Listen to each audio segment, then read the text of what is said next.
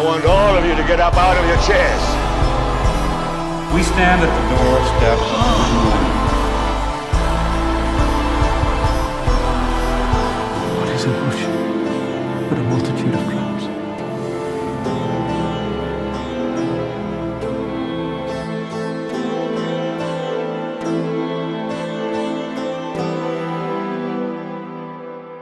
Mr. John Allen, Mr. Jefferson, Mr. Alex Lipton, Mr. Adams.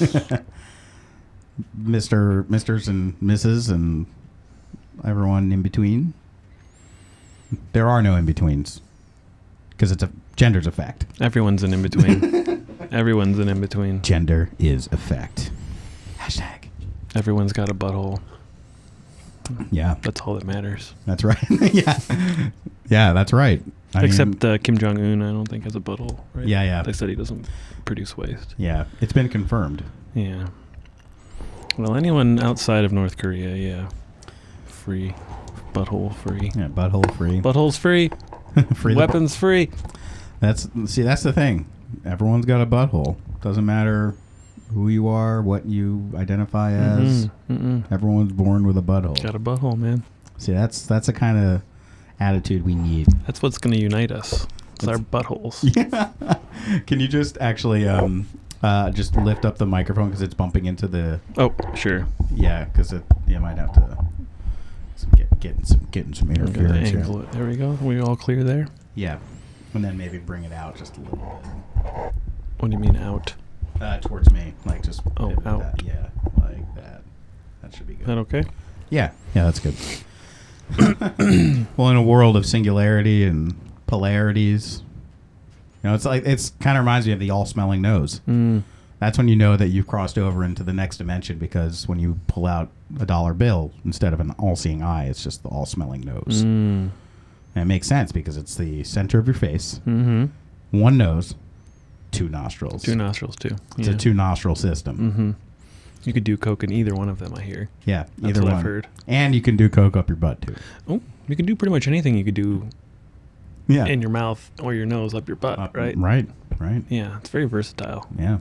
Not just for exits for some people. Sometimes entrance. Sometimes entrances. And the older you get, the more the entrances have to happen. Yeah, and Uncle Bruce brings up a funny story about how when you eat something or you put something in your butt, I guess, it's not actually going inside of you because it's a tube. It's a tube that if you were to stretch, he always says it is inside of you, though. Yeah, it's technically inside of you, but it's not like when you eat something, it goes directly into your bloodstream or something like that. Yeah. It passes through this tube. And Uncle Bruce always says, now, if I were to take your entire digestive tract out, stretch it out, I could look right through your mouth all the way through to the other side through your anus. And every time he says that, I'm like, ew. Yeah, that is kind of gross.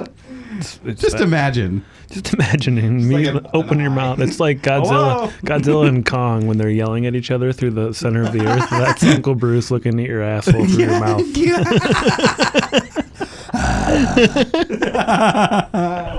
that is good. Oh, yeah. All right, well, here we are. We're off to a good start. So yeah, where does Kong poop? He's probably got some massive mountains somewhere. He's probably not pooping in his lair. He's probably got some like sanitary yards somewhere. Does Kong wipe? Do you think? No, man. He comes out clean every time. Yeah, just real clean, real smooth. Yeah, like a dog. Yeah. You just gotta lick it sometime. I don't know. Can Kong get there? I don't know. Probably. Yeah, I mean he wanted versatile. to. Yeah. I mean, he's Kong. Yeah, King Kong. He do whatever he wants. He's a king dong. King Dong. Do whatever he wants. Oh, yeah. God. Yeah, well, I took that. I'm glad you brought that up. I forgot how hilarious that was, that shot of King Kong and Godzilla yelling at each other through the center of the earth. Through the center of the earth. Yeah, they're powerful. Which is weird because you have to pass through like the fucking interdimensional wormhole to get there, but for some reason they could see each other. Maybe they could sense each other. They didn't see each other. That's how the writers can play it off. Like, well, they didn't see it, but they can sense each other because it's Godzilla. Like, okay. Yeah. It was heavily suggested that they knew that the other one was there. But Yeah. they made it seem like they could kind of see each other. But Yeah. we were able to suspend disbelief for that moment. Oh, so nice. Good I job. love suspending disbelief. Me too. It makes life a lot easier. Does. Yeah. Makes life a hell of a lot easier. Mm-hmm. Most people are constantly on disbelief, suspension of disbelief. Yeah. They don't really live in, real realities. They suspend their disbelief in everything. Suspending disbelief and plausible deniability. Mm. Those should be part of the code. Sure. Probably is part of the code. Yeah. Yeah.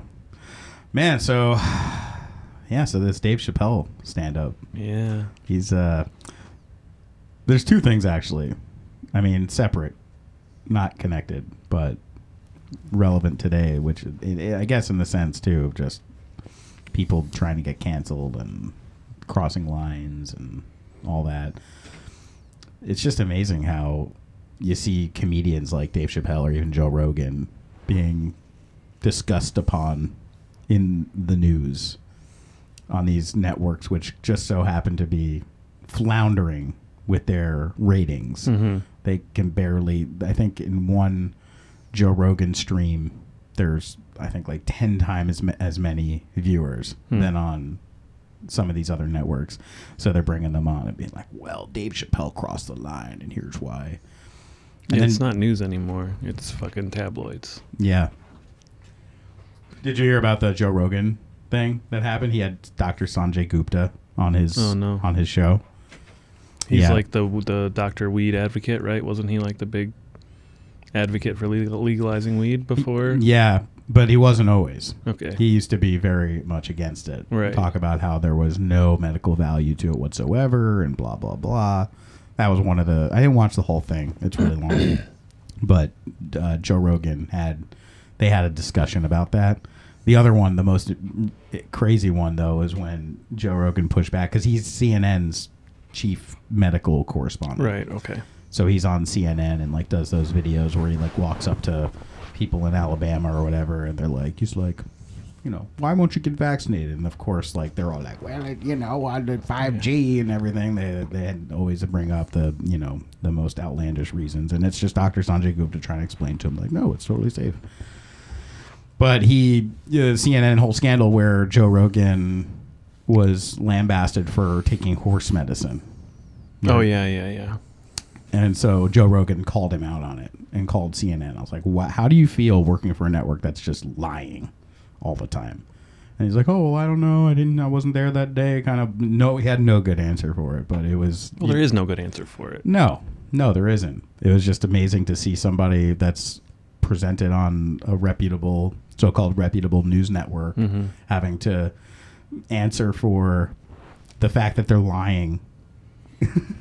And then, of course, CNN ran a headline completely spinning the story. Yeah. Basically just going off on how Joe Rogan supports vaccines or something. Yeah.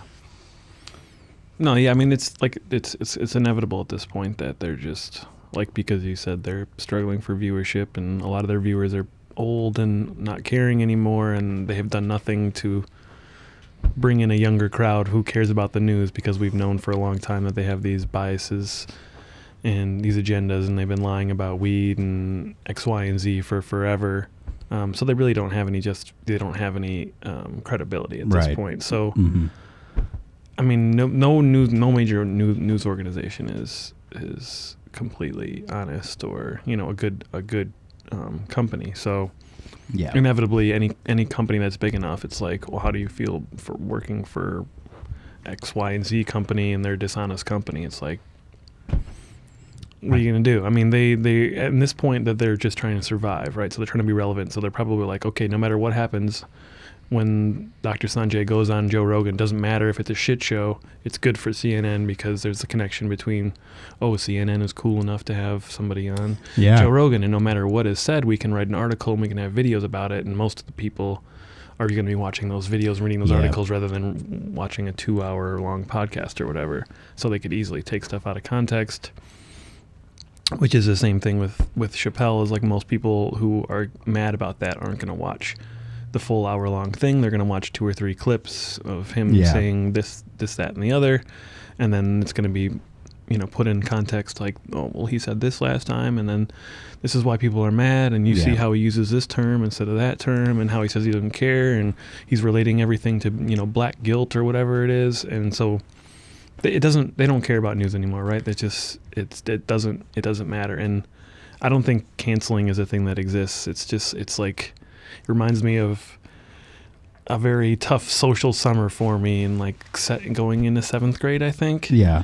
And my tight group of friends, for whatever reason, there was some hierarchy politics amongst us, and I was apparently not at this meeting where I was voted the person that nobody likes this summer.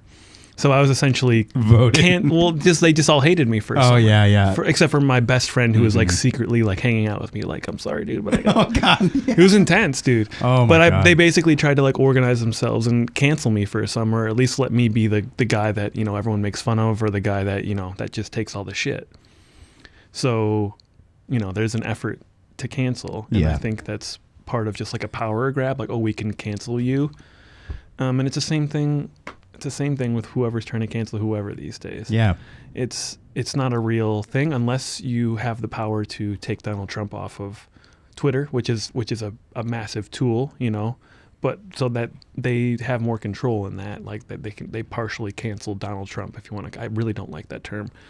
Canceling. But it's awful. It's like but- woke. yeah, they're both ridiculous and annoying, and they're just whatever. But they're not real things, right? So Yeah. especially when you're trying to say that you're getting rid of someone like Dave Chappelle, it's like, oh, we're gonna get rid of somebody who has the biggest platform on the earth, and he's got tens of millions of fans, and he's got tens of millions of dollars, and he's got 20 stand-ups that are among the best of all time. It's like, okay. Like there's no you can't do anything about people like that. So anybody who's trying to be like, yeah, we got to get rid of him, and it's like, And it's usually on the left too, which is like, it shows how crazy and how radically things have shifted from back in the day, where it's about free speech and everybody can express themselves. Like back when Bill Maher had Politically Incorrect, that TV show. I mean, he was saying all sorts of fucked up shit that like. It was that it was always like the conservative, like Republican people that were like, you can't say that, like no, like you're cursing, and that was like with Lenny Bruce back in the day, one of the first like major comedians. Do you know who that was? Yeah, I know who he is. I don't know any story about. He was cursing on stage. Yeah. And got arrested for it. Mm-hmm. You can't say that. You can't say. Carlin got arrested too, I think, in Illinois for saying the 7 words you can't say. Oh right. Yeah. So, yeah, and that was definitely the conservatives doing that, right? Yeah. They're the same ones who tried to cancel rock music and the Dixie Chicks and anybody who spoke up against the Iraq War. Right. Yeah, you're right. Now it's the overcorrection of everything, right? Now it's the people that never had a say, now they have a say, and now they feel like they need to tell other people how it is. It's just like, oh, we were persecuted. It's just like a natural thing to do, right? Like you get some power and some whatever back, you're gonna use it as much as you can, and of course it's gonna go too far in every side and every spectrum, as it always has. But yeah, now instead of it being these Republicans coming out and saying you can't say that, it's a bunch of fucking people who it's always the same thing. It's always people who just want to be offended, right? It doesn't matter where they are, what they're from, what they look like, what they sound like. It's people who want to be offended, and then have this moral high ground of like, you can't say or do that because my morals or my God or my governor says you can't say or do that. Yeah. So it's just people like, it's comedian. Yeah, These are jokes, and I know it's relevant, and I know he's like a philosopher as well, but he's doing a comedy act. That's right. I know people be like, but it's not just joke. He's doing a comedy act. He's being a funny guy. Yeah, That's and if you listen, his job. If you listen to what he's saying, of course we're biased. We love Dave Chappelle, but if you listen to what he's saying, if you can read between the lines, really, he doesn't have any animosity. Like the difference between, I was watching the morning show. Most recent episode just came out, and there's the coronavirus thing starting to begin, and one of the new producer on the show, she's Asian, she's Korean, and she walks out of the building, and some like, you know, guy in a suit in New York City comes up and like, hey, go back to China, bitch. Like literally from like Donnie Darko, like, go back to China, bitch. Kind of like, you and your stupid fucking China virus are all a bunch of dirty blah, blah, blah, blah. Difference between that and a comedian making a joke about something like that. Like, even the fact that we have to even explain, like, talk about this and this, like, explain it and justify it is insane. Like, Louis C.K., of course, did some fucked up shit, but he's a comedian also. He's before all that, he's had some of the most, like, aggressive and vile type of shit, like dead babies and all that. Are we gonna think that, like, Louis C.K. actually wants, like, to kill babies or something because he makes a dead baby joke? I mean, and he's not the first one to make dead baby jokes too. I know Eddie Izzard's done that a couple of times, and of course, you know, through the years, like that, if you want to go to certain places to kind of arouse a reaction from a crowd, you know where to go, and that's part of being a comedian. It's the same thing with storytelling. If you want to tell a really good story, you gotta torture your character, and you got to do some fucked up stuff to your character. You got to bring them way down. You got to crush their heart. You got to stomp on it. You got to put them through literally the worst things ever, so that when they make it through, you're that much more excited for them because they really earned it. And is that fucked up to put somebody locked in a basement for hours and have to have them figure it out, or have people locked up in space and they're losing oxygen? Like, yeah, that's a fucked up idea. You're essentially torturing these made up ideas, but nobody gets mad about that because it's a fucking movie. Right. But when, you know, somebody wrote that, somebody, you know, Quentin Tarantino's movies, of course, he's gotten, you know, shtick over the years, more so earlier on in the 90s when people couldn't handle the violence and whatnot. But, like, he still doesn't, you know, they're past the point. It's like, those are fucking movies. Like, get over it. This is a stand-up, literally a play this person's putting on. Dave Chappelle's putting on a play. He's a performer, entertainer, and he's very good at what he does, so it makes it seem, it's like getting mad at Daniel Day-Lewis for being such a good actor. It's like, well, he looked like he meant what he said. It's like, he said some horrible, like, the character he played was so evil, therefore. Yeah, it's like, no, Dave is an exceptional performer, and he knows what he's saying. You're right. He knows exactly the words that he's using, and you have to read between a couple of things. It's not just like, yes, he has some, like, dumb fart humor, you know. Yeah. As, you know, everybody does, but what he's trying to do here, especially with this last one, the closer, was to kind of sum it up and not, is it mix or mince? I don't know. Mince words. Not mince words. He knew exactly what he was saying. He doesn't stutter. He doesn't forget what he's talking about.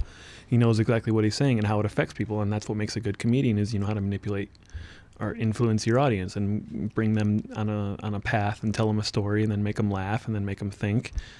And that's what he's doing. And maybe he's leaning into the cancel culture a little bit because he knows that he'd get some flack for this, but he also knows that he's kind of untouchable at this point. So he can kind of do whatever he wants, bar from physically doing something to somebody, you know, like what Louis kind of did, or getting himself in a situation like that. But it's just people getting mad at him. I mean, you're going to hate the great ones no matter what, you know, like you're always going to, there's a lot of people out there that hate Michael Jordan because they grew up in Detroit and, you know, their teams couldn't, and they beat him a couple of years, or they're from Houston. You know, like there's always people that are going to hate people that are great, no matter what. And of course, Dave Chappelle's controversial, so it just kind of gives people opportunities to get upset. And a lot of people like I was, you know, hey, you make up these scenarios in your mind of like interactions with people, and it's just like some people, as we know, just want to get upset. Like I work in a restaurant. Some people want to come in and they want to complain. They're going to find their burger isn't cooked exactly the way they want, or their coffee's a little cold. Yeah, right. Not the end of the world, but they're like seeking these things to be upset, and maybe they don't know that's a subconscious programming that we all talk about. But some of these people just like being offended, you know, on both sides, on all sides. The but victim they just, consciousness. Yeah, they like that, and it brings attention to themselves and all that kind of stuff. It's the same thing now. It's just talking about transphobia and stuff like that, but it was about something else 5 years ago, and it was about something else 10 years ago, and it'll be about something else in 10 years when being trans is not taboo anymore, or is not so, you know, controversial. You know, once we get over that as a community, there's going to be something else that people are going to be fucking offended by. So you just got to weather the storm and kind of ignore people who say, oh, like when I told you my friend who hadn't seen the other Dave Chappelle one, and she was like, well, it got a 0 on Metacritic and I'm offended by it. And I was like, have you watched it? She's like, no. I'm like, well, watch it. Like, that's the whole point of it. Like, make your own opinion. Like last night I started rewatching it again just to make sure I knew what I was talking about. And I don't agree with him on everything, of course. No. We're two very, very different people from very different backgrounds, but you gotta form your own opinion, and you just gotta get down to, like, how do you want to feel about this? I want to watch that to laugh, and I did, and I laughed. Some people want to watch it to get mad. That's their thing. Yeah. And to play devil's advocate, like, for people that are so offended by something like that, or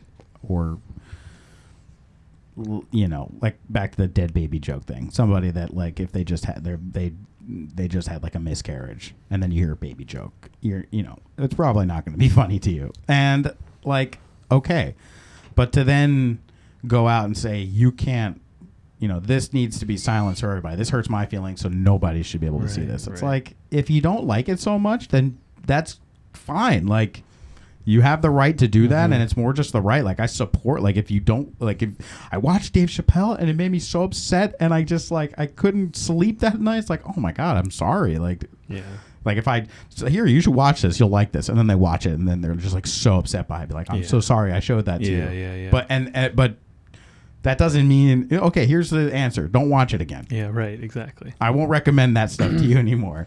You know? This is America. For now.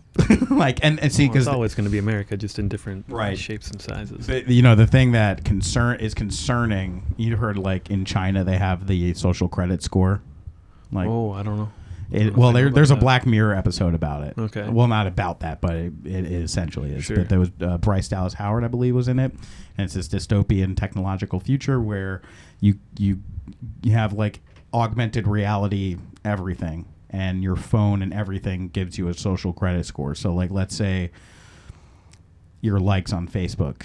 The more likes you have, the more social credit you have, and if you get thumbs downs and negative reviews, and it's attached to your person. So things like, you get your social credit score goes down so far, you can't take a train, you can't go to the grocery store. People will know that you're coming and avoid you.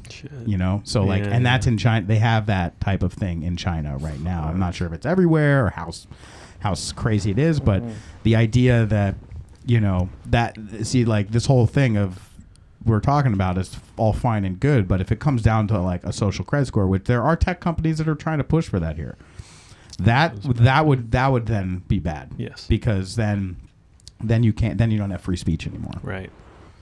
Well, yeah, then you have a lot more to worry about. And then the average person, or the average, you know, imagine if somebody with 10,000 followers had control over your life, because they have 10,000 followers and you don't. So they could send out a message saying, hey, everyone unfollow Alex and John because they're D-bags.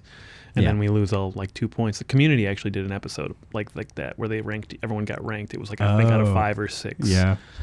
So, that's terrifying, and that would definitely take it to another level, because then, with Dave Chappelle, it would have been, I don't think he would have been, it would have been like an overnight thing. Like, he would have gone down 20 points, and then in the morning, everyone who was a Dave Chappelle champion, it would have been like, oh, fuck no, and then it would have gone up 40 points, you know? Yep.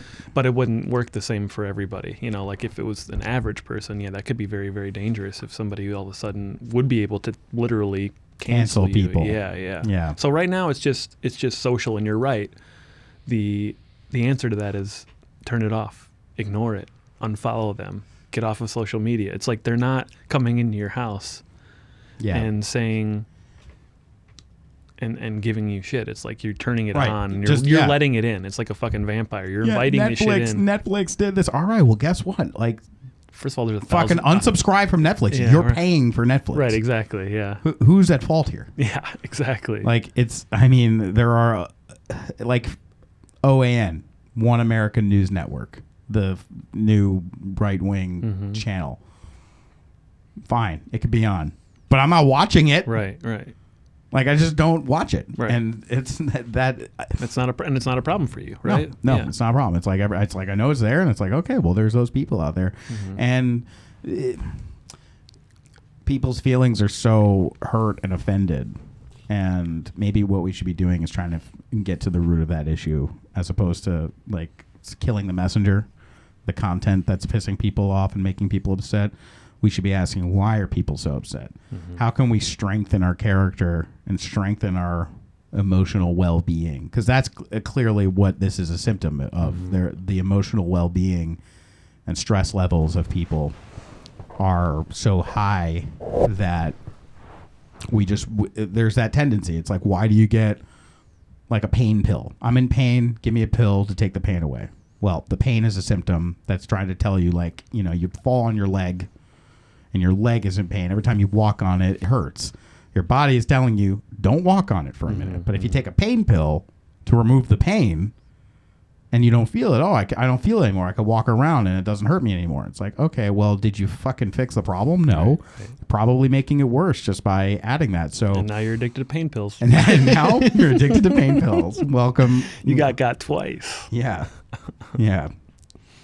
So that's just the one thing that concerns me, is that when, like, just to use a pretty well established example right now of this, is like when there's a need or there's a demand, that's when the supply will come out. So if we have a need for, let's say, to feel safer after 9/11, you know, our freedom was under attack. So, like they say, freedom isn't free. And this is actually kind of, I watched the latest. By the way, freedom isn't free because of Jay-Z. Just want to clarify that. Clarify that. Okay. Yeah. Free Jay-Z. He's the only one that's free. The latest Jon Stewart problem with Jon Stewart. Did you see that? Still haven't seen any of them, no. Okay. Well, there's a whole thing about freedom and talks about COVID and masks and freedom isn't free. You have to sacrifice, certain freedoms. You need to make sacrifices in order to, get them. And, I was a little put off by that particular episode, but anyway, the context of this is like 9/11, our freedom for privacy. We sacrificed that with the Patriot Act. So freedom if we really want to have our freedom, we need to make this sacrifice. We need to start surveilling everybody.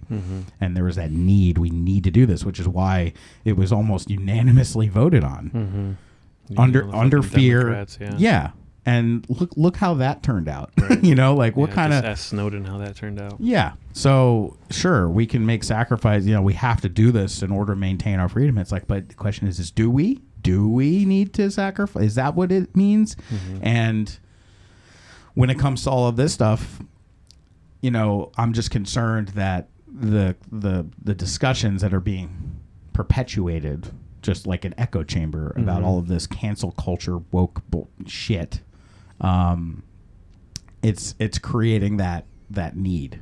Or at least bolstering up like a feeling for that need, so that something like, well, we have this great new social credit score technology we can put into Facebook and blah blah blah blah blah that'll be attached to your real ID card and all. So now, you can sacrifice a little bit of your freedom so that you can maintain freedom. It's like I don't know about this. So it just makes me a little concerned when.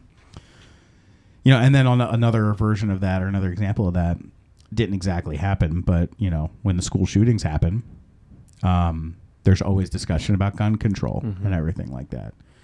I'm sure there's a lot of people that would like to, in Australia or Britain or certain places, you can't have guns. So a lot of times when those school shootings happen, there's always people that jump in and say, well, they're going to try to take your guns, or we should put more regulations on it. And it's like the more that those happen, the more that there's that need to do something about it. Not as clear cut of an example because, of course, again, how do we stop the violence? How can we improve the situation? But people just tend to, like we say, it's like the overcorrection. There's the overcorrection and tendency to just relieve the pain and the suffering and the bad feelings because we don't like that.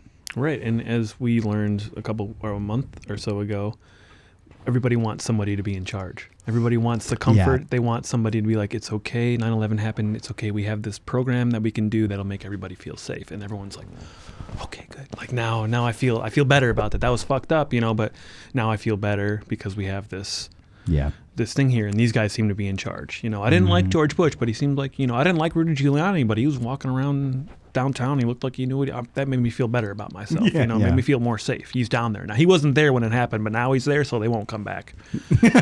Oh, Rudy's there. Yeah, turn him around. Cancel the terrorism. Cancel 9/12. Rudy is on the ground. Yeah, it's like so. Yeah, so people, especially when, as as Uncle Bruce has said, like putting people in a state of fear or a state of whatever, they're more susceptible to influence. So I think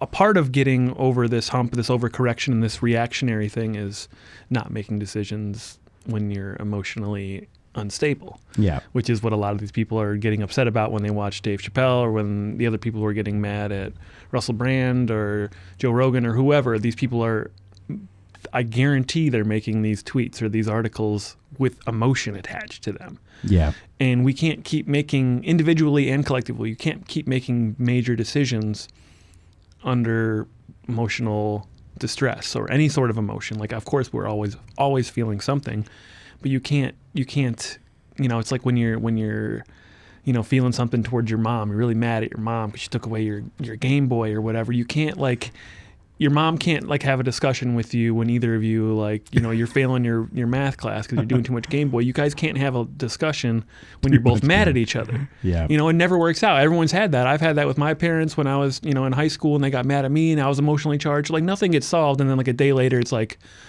oh, hey, sorry. Literally had that exact thing happen to me just recently with this whole raccoon exactly incident. Right. Literally the whole, and nothing got solved when you were both emotional, right? Nope. And then everything was pretty much fine after that. Yeah. You worked it out. Right. We worked it out when you weren't fucking charged. So now it's just like, okay, watch Dave Chappelle's special, sit with it, don't tweet when you're watching it, sit with it for a day, think about it, talk about it with your friends. How do you really feel about it?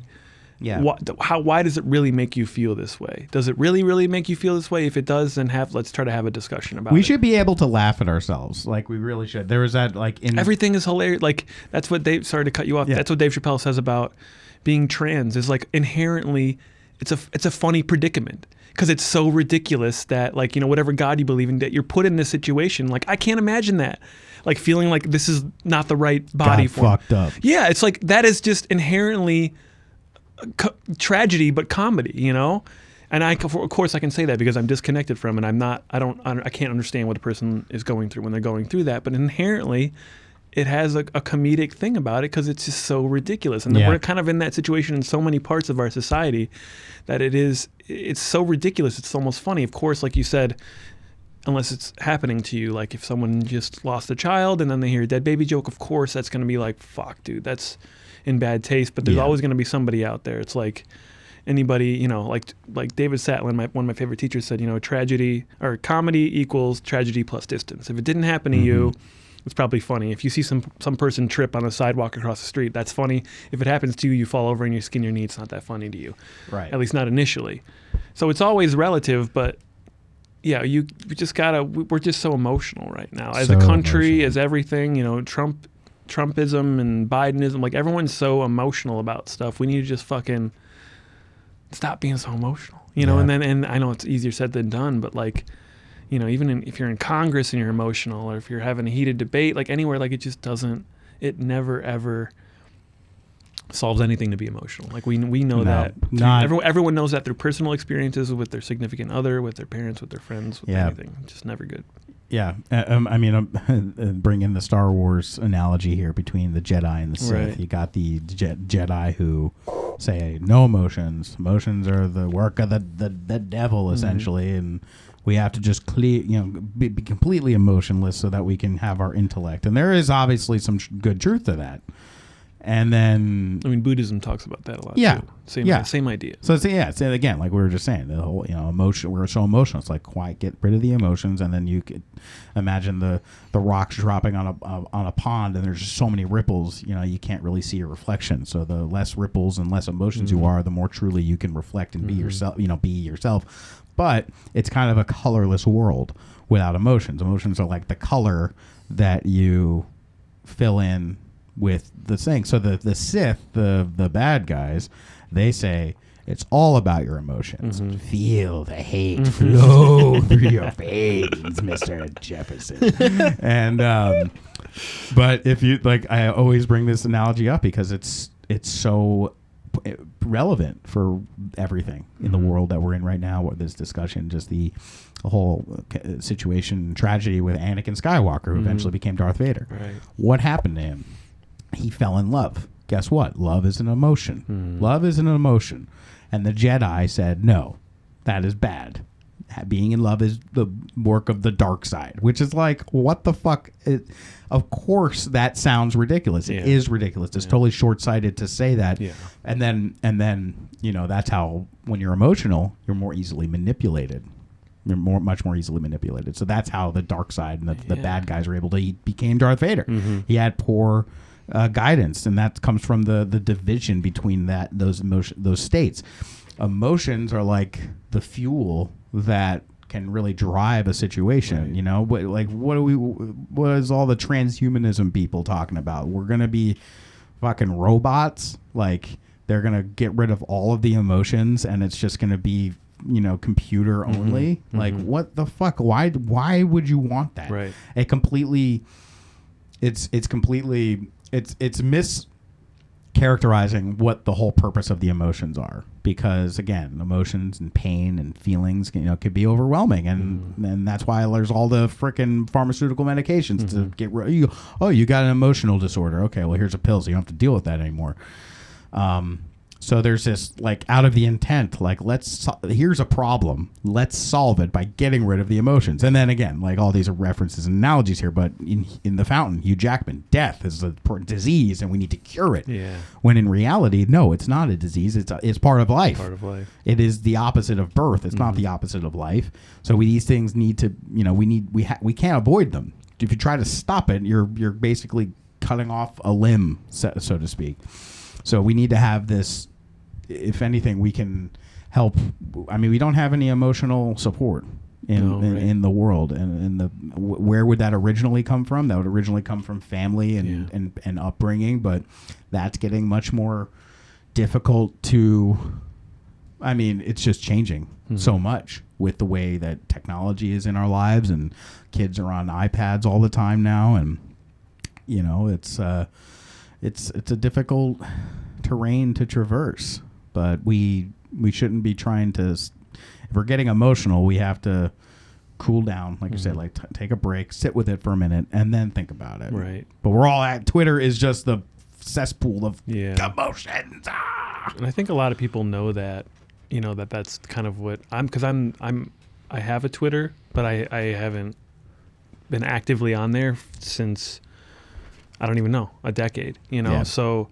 I'm okay, but I always see, because I'm on Reddit a lot. I'm on Reddit every day, so I'm not pretending like I'm not on, you know, I don't know if Reddit's considered social media, but I'm, you know, there's a lot of tweets and stuff that are, you know, posted on Reddit, and so there's a lot of talk of it. So I'm aware of what goes on, especially with soccer players. A lot of soccer players are getting like racist stuff constantly on Twitter.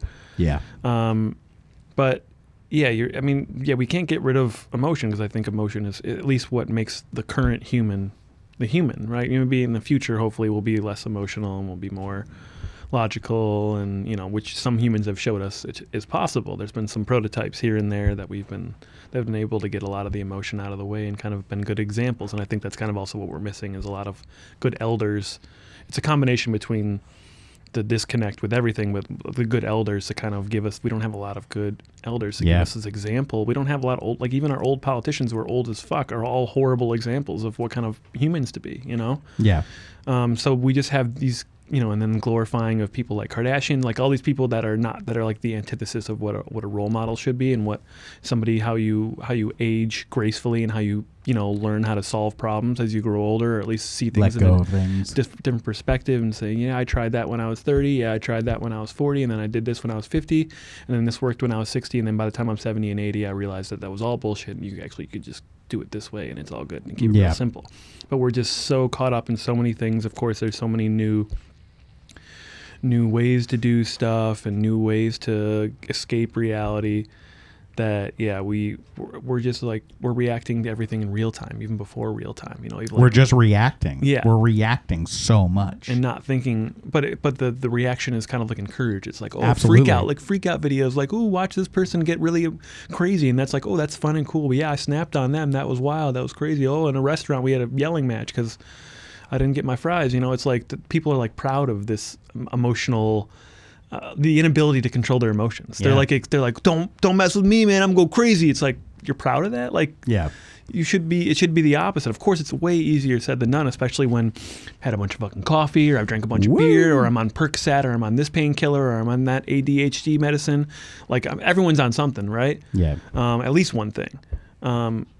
So anything could spiral out of control, in a second, because everyone's kind of ready for it, and they're almost like daring people. Dude, I dare you to offend me. I dare, like cops. Cops like baiting people. Like, what are you doing over here, kid? It's like everyone's baiting everybody to do everything. So that when someone finally takes the bait, they're like, ha, see, you're a fucking shitty person. It's like, you set a booby trap for me, right? And then you made me walk into it, and then you fucking ridiculed me for walking. That was into exactly one of the skits in The Closer. Dave Chappelle talked about when he was sitting at the bar. Oh, right, exactly. And the lady comes over, and Yep. it's like, oh, my daughter is an actress, and it's like, here's a picture. Oh, she's very beautiful, and all of a sudden got mad.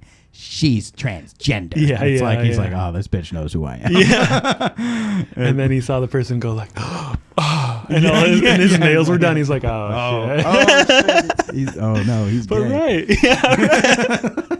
Yeah. Right. And then you could isolate that clip too. Oh no, he's gay. Like isolate that clip and write an article about it. It's like, yeah. He meant, oh no, he's gay in such a different way. Not a bad thing. They did that. They did that with Dave Chappelle. Before I actually watched The Closer, I watched like a very quick clip of CNN interviewing somebody talking about how outraged and insensitive and blah, blah, blah. They show a quick clip of it. I stopped watching, and then I watched the Dave Chappelle, and then I go back and watch the rest of it. And they show a clip of him when he's talking about gender as a fact. That whole bit with J.K. Rowling and everything like that. Yeah. They cut it off like right before, like at a very interesting, like here's the words that he said that are offensive, and then they cut it off. I'm like, you're not getting any of the context. And that's again back to reading between the lines. Like, there is other. If you really hear what he's saying, it's like he's joking about it when he refers to himself. He's like, "Here I am, transphobic comedian Dave Chappelle." Like, do you think he really? It's like he really. He just acknowledged he's transphobic. Like, that is not what just happened there. Well, even if that was the case, then those people who are mad at him should be happy with. Isn't that what they want him to say? Right? Isn't that what they want him to say? So even when he would say it, and that's the whole thing. You need to watch the whole thing. It's like saying you don't like an album when you didn't listen to the whole album. Right. Oh, I listened to the first 2 tracks. Those are okay. No. You gotta listen to the whole fucking thing. You gotta watch the whole movie. Especially if you're gonna go on a crusade. Yeah. To protest it. Yeah. Especially with Dave Chappelle too, because he's a good storyteller. So they all, like the space Jews joke or the other Jews joke, like they have to be in context. Yeah. Of the whole story, of the hour-long story. You have to watch the whole thing. You have to go on the journey with them to know what they're actually talking about, and you have to be open to it. Of course, you could watch the whole thing and just be sitting there stewing and not actually listening, but kind of listening and be like, yeah, okay, I watched it, I sat through it, okay, now I can, but people already have their minds made up. They do, exactly. And they're that's looking for things to confirmation bias, right? They're just looking for things to, we both do that for sure, but it's not about as intense things, I guess. We're like, oh no, I really want to.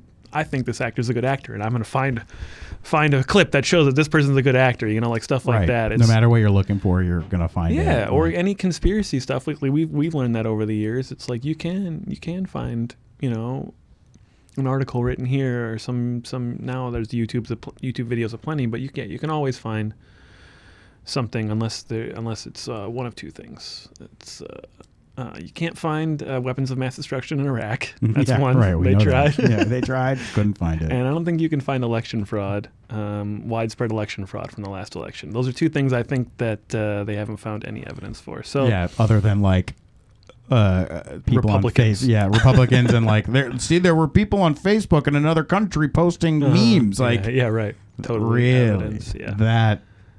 But besides those things, you can find evidence of anything you want, especially from a comedian who's had a 30-year career. There's going to be sound bites, thousands of sound bites for people who are pushing the envelope constantly. So you can, even from our podcast over the last 5 years or whatever it's been, you can pick clips if you want to make us sound like terrible people, I'm sure. That'd be a funny little exercise. We go back and we find the worst, just cut together a little video sequence of us just being assholes. Let's do it. Well, it's like, the people who make those like weird Joe Rogan edits. Yeah, where, they make it really uncomfortable and like change everything, and they're like super well done. But the first one I saw was with Kevin Hart, and I didn't know if it was fake or not. And they were having this weird passive-aggressive argument, and I was like, what the fuck is this? And then I realized that it's a completely random edit. Yeah. And I was like, wow, okay, Right. that's genius. But yeah, that'd be a fun exercise for us, definitely. These assholes. Us talking shit about ourselves as we like say shitty things. The video that gets us canceled. We canceled ourselves. We canceled man, ourselves. Dude, let's go for it. You can't get canceled if you cancel No, yourself man, first. I already canceled me. Yep. It's Sorry, like, dude. There was nothing there for you to cancel. I already got rid of it. No I brought you subscription. in today because I have some bad news about your job. I'm going to I quit. Yeah, exactly. That's like what David Wilcock did with the whole Gaia thing. Mm-hmm. Like they were gonna let him go, but then he quit beforehand. Some petty shit. Yeah, that's what happened. I just rewatched Waiting. Oh yeah. Same thing. He got offered the manager job and he quit. He's like, no, you're fired. The guy was like, you're fired. Yeah. No, I already quit. No, get out of here. I said it first. Yep. That's a lot of people. Yeah. And They also want to be. There's also this trophy of if you are the person who gets rid of somebody. yeah. Oh right. There's like, oh, I did it. I made the tweet and I did this thing. There's this it's like activism. weird like look at me. I did this. I did the bad thing or I did the good thing. I'm a social justice warrior. Social justice warrior. Yeah. Like You're not in it for the. It's just so easy to see how selfish all this Yes, stuff is. It's about and- making it about them, right? And dude, again, back to Dave Chappelle when he made that great comment. It was a joke, but it was really a comment about the whole Me Too movement. And when all of the actresses at the Academy Awards or the Golden Globes, like we're all gonna wear black to show them, give them a piece of our mind. Yeah. It's like, really? That's you're taking this like moral high ground, like we stand against the oppression and the bad behavior, and it's like, do you? Yeah, that's so empty. It is It's an empty ridiculous. gesture to bring attention to yourself. Look at me, I'm protesting. Yeah. I'm standing up for all the women who couldn't stand up for themselves by wearing this really nice black dress. Yeah, what the fuck are you talking about? And then there'll be a couple articles about it, and literally nothing else will be done. And then he suggested, of course, a different way that they could have done it, which is way more impractical, of course. But a much better idea. But active, doing something, Yeah, and making a real change, or at least making a rift. Even if they would have threatened to do that, it would have done something, So, Yes. yeah, the symbolism, that's why I'm like always at odds with protesting, right? Because it's kind of a similar thing, like a generic protest, out in the streets holding signs, yelling.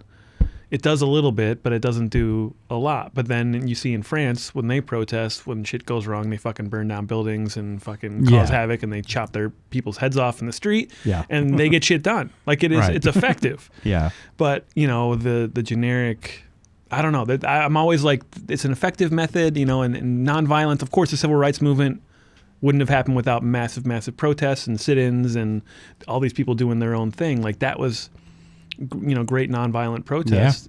Yeah. But I'm just always like caught in between. Like some people just kind of do that for themselves to take a picture. A lot of you saw so many pictures last summer of people protesting that weren't actually protesting. Right. They were just trying to be out there to be like, look at my Instagram page. I care about Black Lives Matter. Yeah. And like that, when the George Floyd protests were happening, there was plenty of opportunities to go out. And there were some people that were going out and in a way were kind of, how do I say this? Respectfully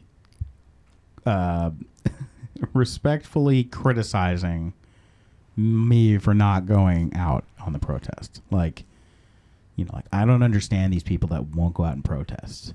Like, when your grandkids ask you, what did you do during the time? What are you going to tell them? And it's like, there's thousands and thousands and thousands of people, not to mention in the middle of a fucking lockdown with a pandemic Right. around, and everyone's running around and like completely breaking the rules of that because that was now the issue at the, which is fine. Like that's the issue, but it's like, okay, well, there's that. What is me going out there gonna do? And it's all personal choice. You want to go out there and protest, go for it. Like there's all sorts of reasons, conscious and unconscious, why we would need to do something like that. There's a tribe mentality of these are my people.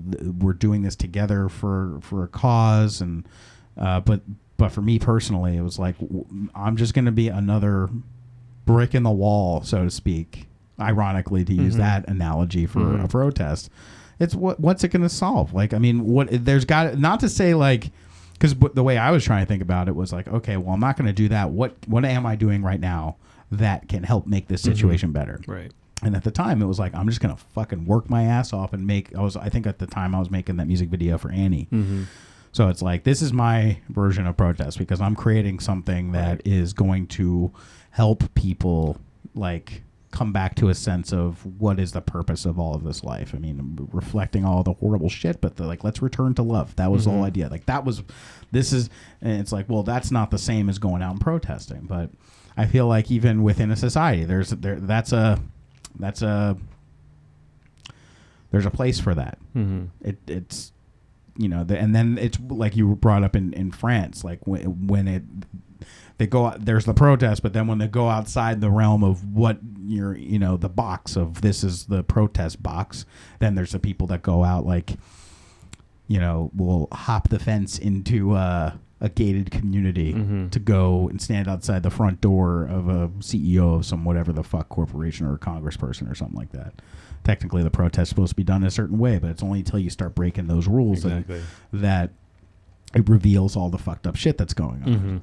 So I mean, everyone has their own possible route for protesting. You can protest by taking public transportation. You can protest by not going down that street. You can protest by not going to that bagel shop. You can protest by quitting your job and going to another job. Like there's a million ways. It's how you live your life is a protest, right? So you don't have to, but of course there's always the catch-22 with voting and then with being part of a protest. It's like, well, I'm just one person. Right. And if a million people say that, that's just a million people, right? So there's the both sides of that, right? So if everybody in America went out and protested and there's a general strike to raise the minimum wage to $40 an hour and to get everybody health insurance and paid leave, we could probably do that in a week. If everybody, if 70% of the workforce stopped working for a week and the U.S. just shut down. That would have an impact, but of course that's a couple levels beyond of any protest we've ever had, minus like the Million Man March and it's just anything in the civil rights movement. That's been the most effective, progressive, social thing I think that's ever happened in this country.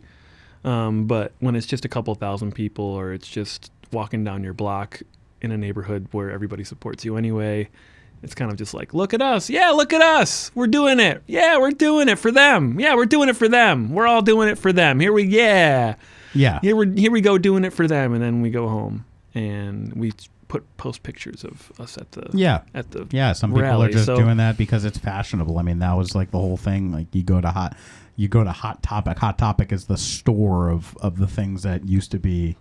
It's like capitalist exploitation of what used to be revolutionary and taboo. Like now you go and I had when I was in high school, I had a CBGB's. CBGB's? It used to be a club in New York City, like a really dingy, but famous. It's not there anymore. I never went there, but that's like one of the but they sold CBGB shirts at Hot Topic, and one of my favorite bands, they wore a CBGB shirt. So of course I bought a CBGB shirt. I go into high school. There was this one fucking guy who eventually we became friends like years later, but he would fuck with me every time. It was all started from when I was wearing the CBGB shirt. He was like, "Who the fuck are you? You're not like you. Where'd you get that Hot Topic?" And I'm like, "Yeah." Oh shit, you got you. You got me. And it's like I was doing it. It's like you're not. It's not authentic. And it's all that stuff. It's like it's a product. It's a brand. It's a form of self-expression. Almost more than it is an actual tool for revolution at this point. Well, yeah, if it's being sold at Target or Hot Topic and stuff, you can pretty much tell it's not part of. Yeah. You have to do. That's the part about Revolution is it can't be cool. Can't be cool. It can't be cool until it gets to that tipping point when it's like, oh, there's that many people. But revolutionaries are not cool. Yeah, they're iconicized, after the fact, usually like Che and. I'm just gonna pull out that clip of you saying revolutionaries are not cool, make a video of that, and just be like, see, this fucking guy doesn't like revolution. They're not. Be more like Meatwad. He's not. He's the opposite of revolutionaries. A lot of meat who's just trying to make it through the day. Yep. That's all we all really are, I guess. Meat. But yeah, it can't be. It's like if it's trendy, it's probably not doing any good. Basically, that's kind of where we know it's gotten to a peak, and it's gotten past the point of what it's there for, or what the intention was, and now it's just completely moved into something else. Like how many things these days start as one thing and end up completely, end up being a different animal because it either got taken over or misconstrued or another group of people. Just like the "Don't Tread on Me" flag.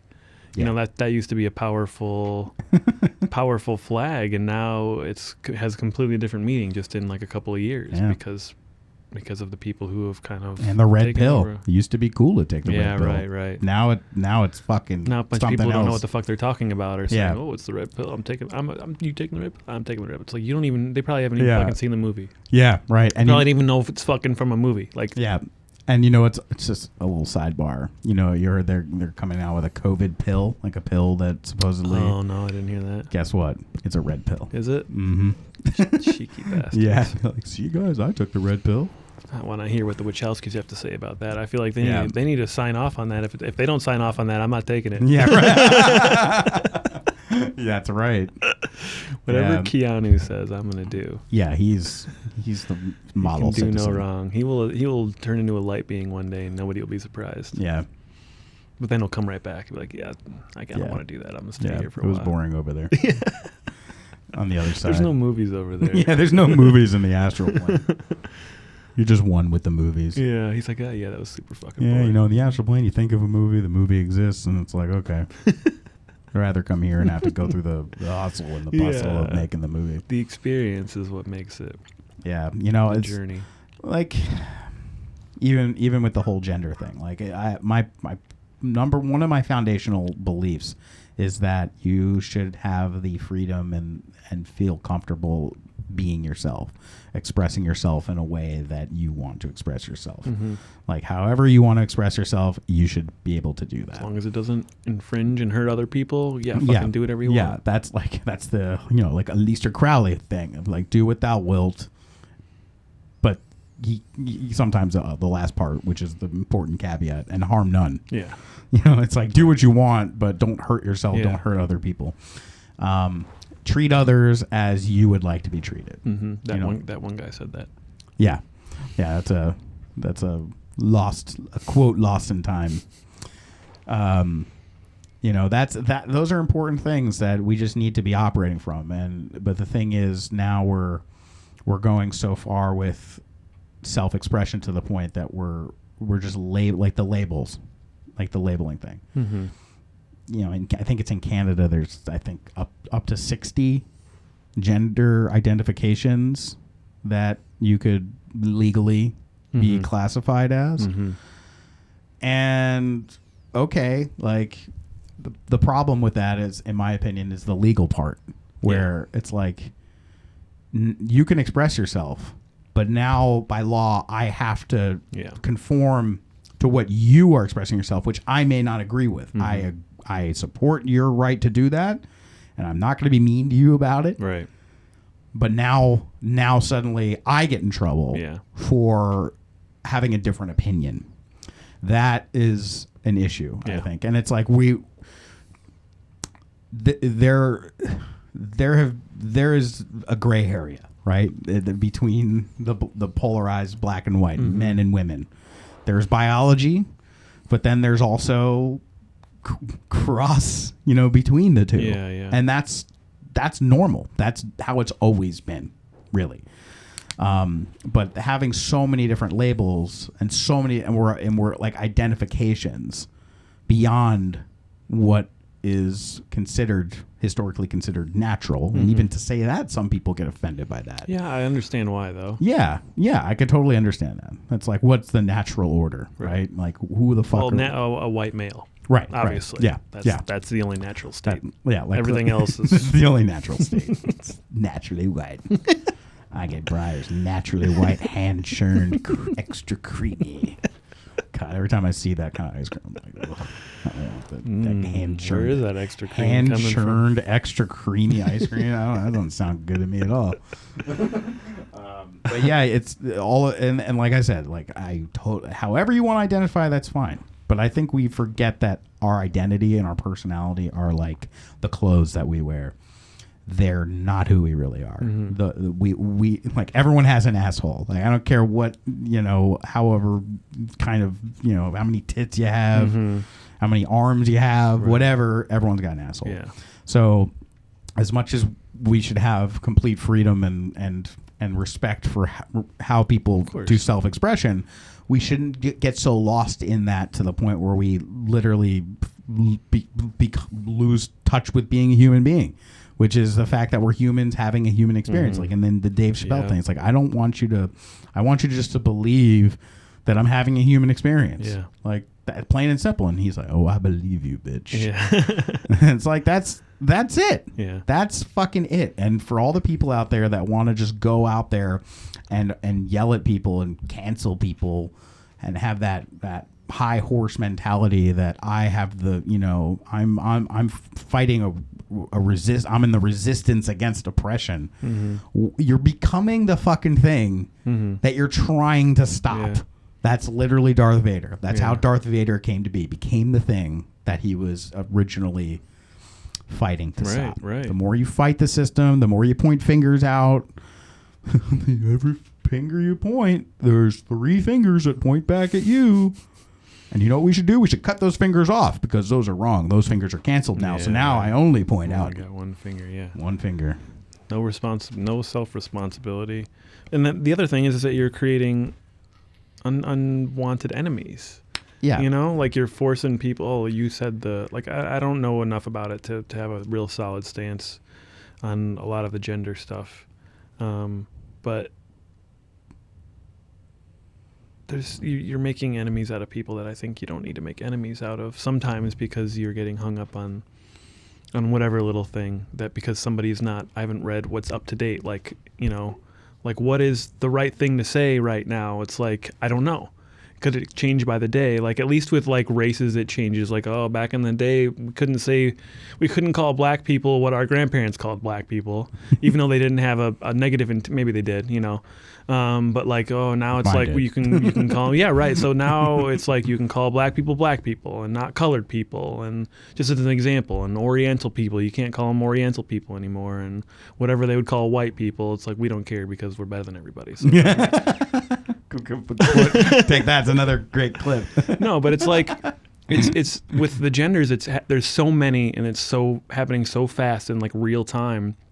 I think it's understandable that not everybody. I'm not reading transgender daily every day. I'm not opening those websites, and I'm not checking on what's okay to say and what's not okay to say.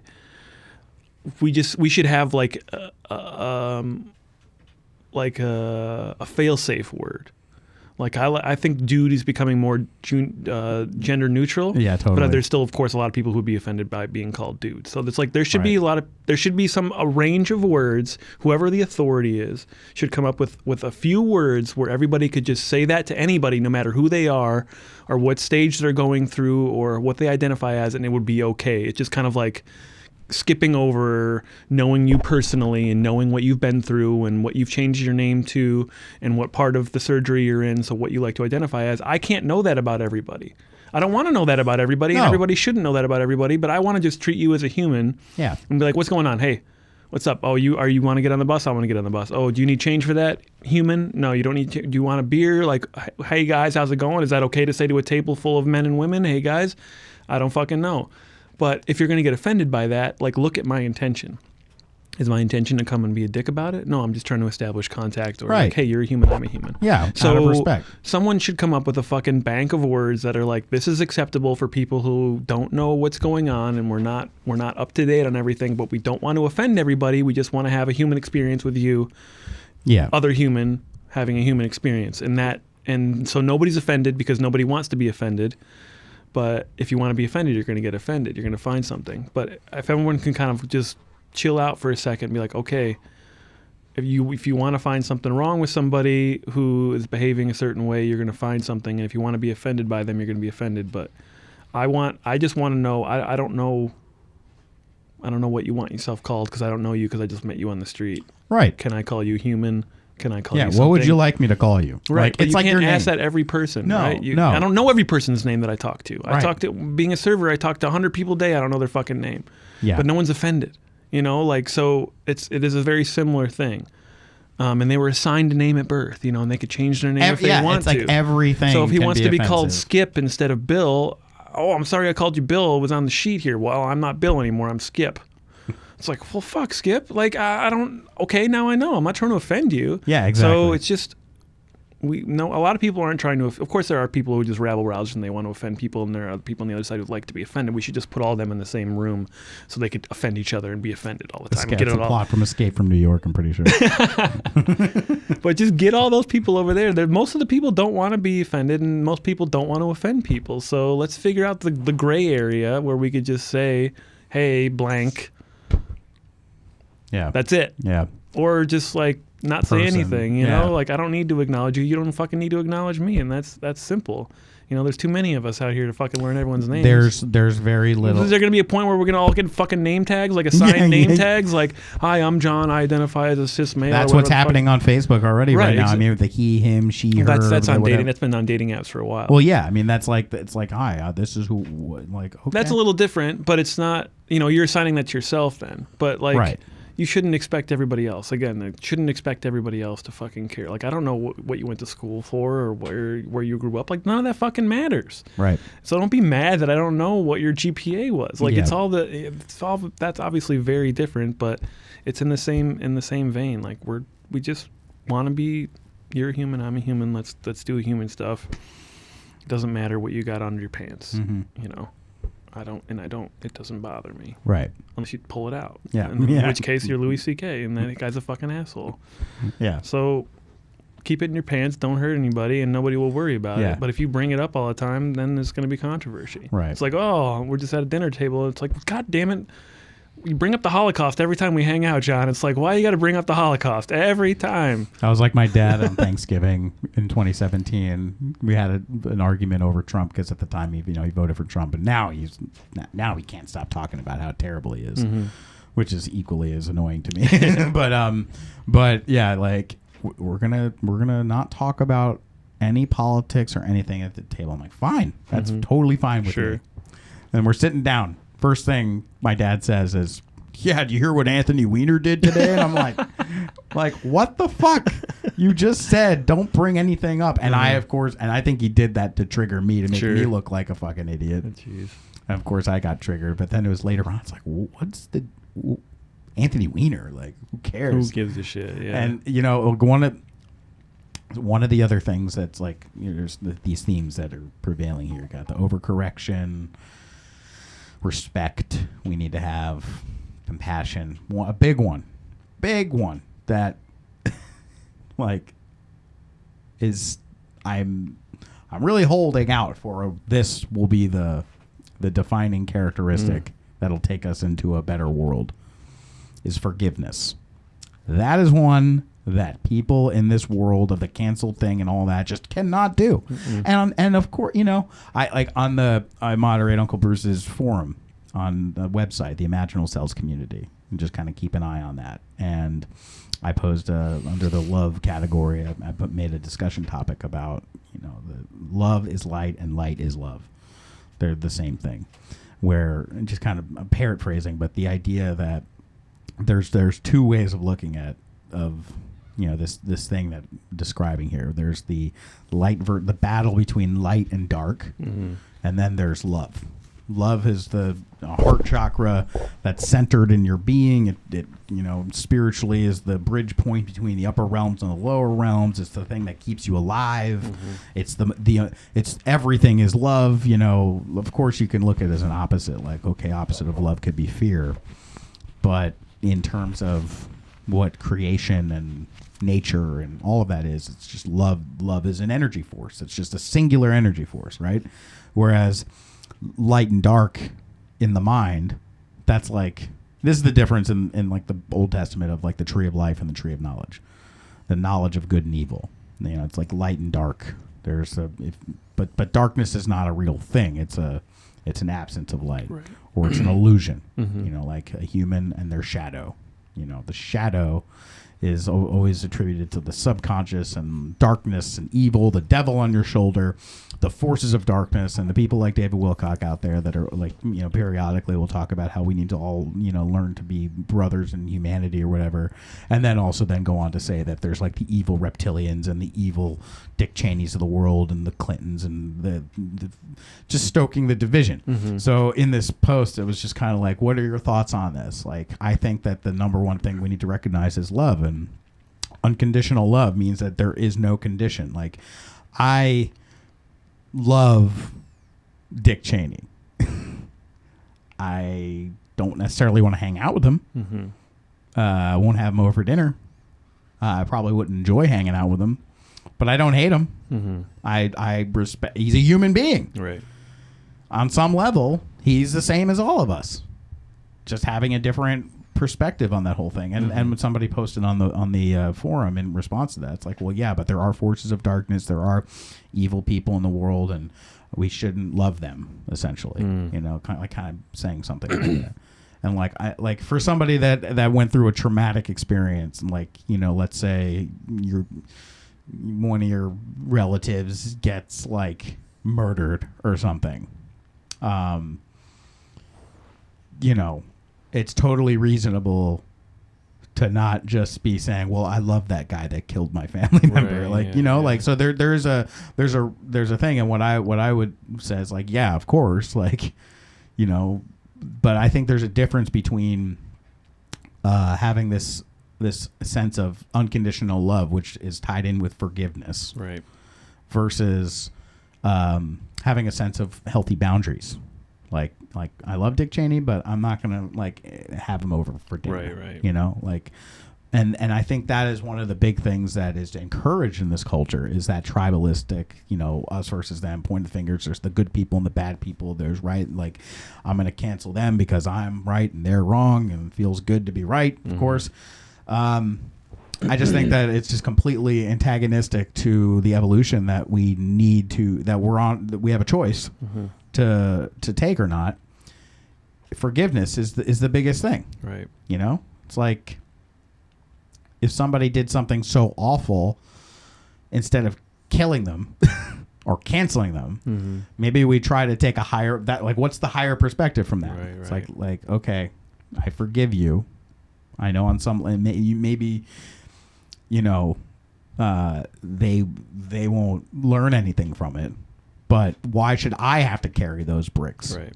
Because that's what it essentially comes down to, is you're carrying bricks of like, I need to go out and fix, the world's broken, these people are fucked up, I need to fix it. Right. And like a tumor in a cancer, it's like, oh, these stupid cells over here are causing me problem, I'm going to kill those cells. I'm going to take out that tumor, and then I will be fine. In a lot of cases, that can be very good. You might need to, because it's a life-threatening situation. Get to a certain stage with it. But are the cells stupid? Are they bad? Are they evil? Should we hate them? Right. Or are they just essentially exhibiting as a symptom for something else that's going on in there? Which is like, yes, the answer is yes. Yeah. There's some other issue. Just because we take out those bad people or we cancel the tumor doesn't mean that there won't be more tumors later. Right. Because if we don't address the underlying issue. Right. And usually it has to do with living in harmony, because we're not living in harmony with ourselves. We're not living in harmony with each other. And we have this sense of like, we need to fight the forces of darkness and the bad people and the insensitive people and the Dave Chappelles of the world that are being mean to people. We need to cancel them and get rid of them, and then everything will be better. It's like, no, that's not going to make anything better. The higher perspective is forgiveness, and it's so hard to do. It's like put yourself into the shoes. Like I've tried to. It's like I say this, but if somebody did something so horrible to me or my family or something like that, like I would probably not be saying it in this, with this sure, right. sense of, high, morality or whatever. It's like, yeah, like, but that's the evolution won't be easy in that sense. No, it shouldn't be. Like Jesus up on the cross saying, what did he say? I'm going to come back and kill all you guys. No, he said. No, I thought he said that. He says that was in my movie. That was in the earlier version. Yeah, the earlier version. It said, "Forgive them, that Father." That was in the Tarantino version. Yeah, the Tarantino version. Oh yeah, Jesus, Pulp Jesus, Jesus Brown. Jesus Brown. But he said, "Forgive them, Father, for they not know what they do." Mm-hmm. Was Jesus up there fucking pissed off at all of the? In that story, because like I'm starting already to second guess this because my whole you're mixing your stories. I'm mixing my stories, but yeah, I mean the whole idea of forgiveness. It's like you don't hate your oppressor. He who was without sin cast the first stone, right? Exactly. Yeah. It only just perpetuates the cycle, right? Yeah.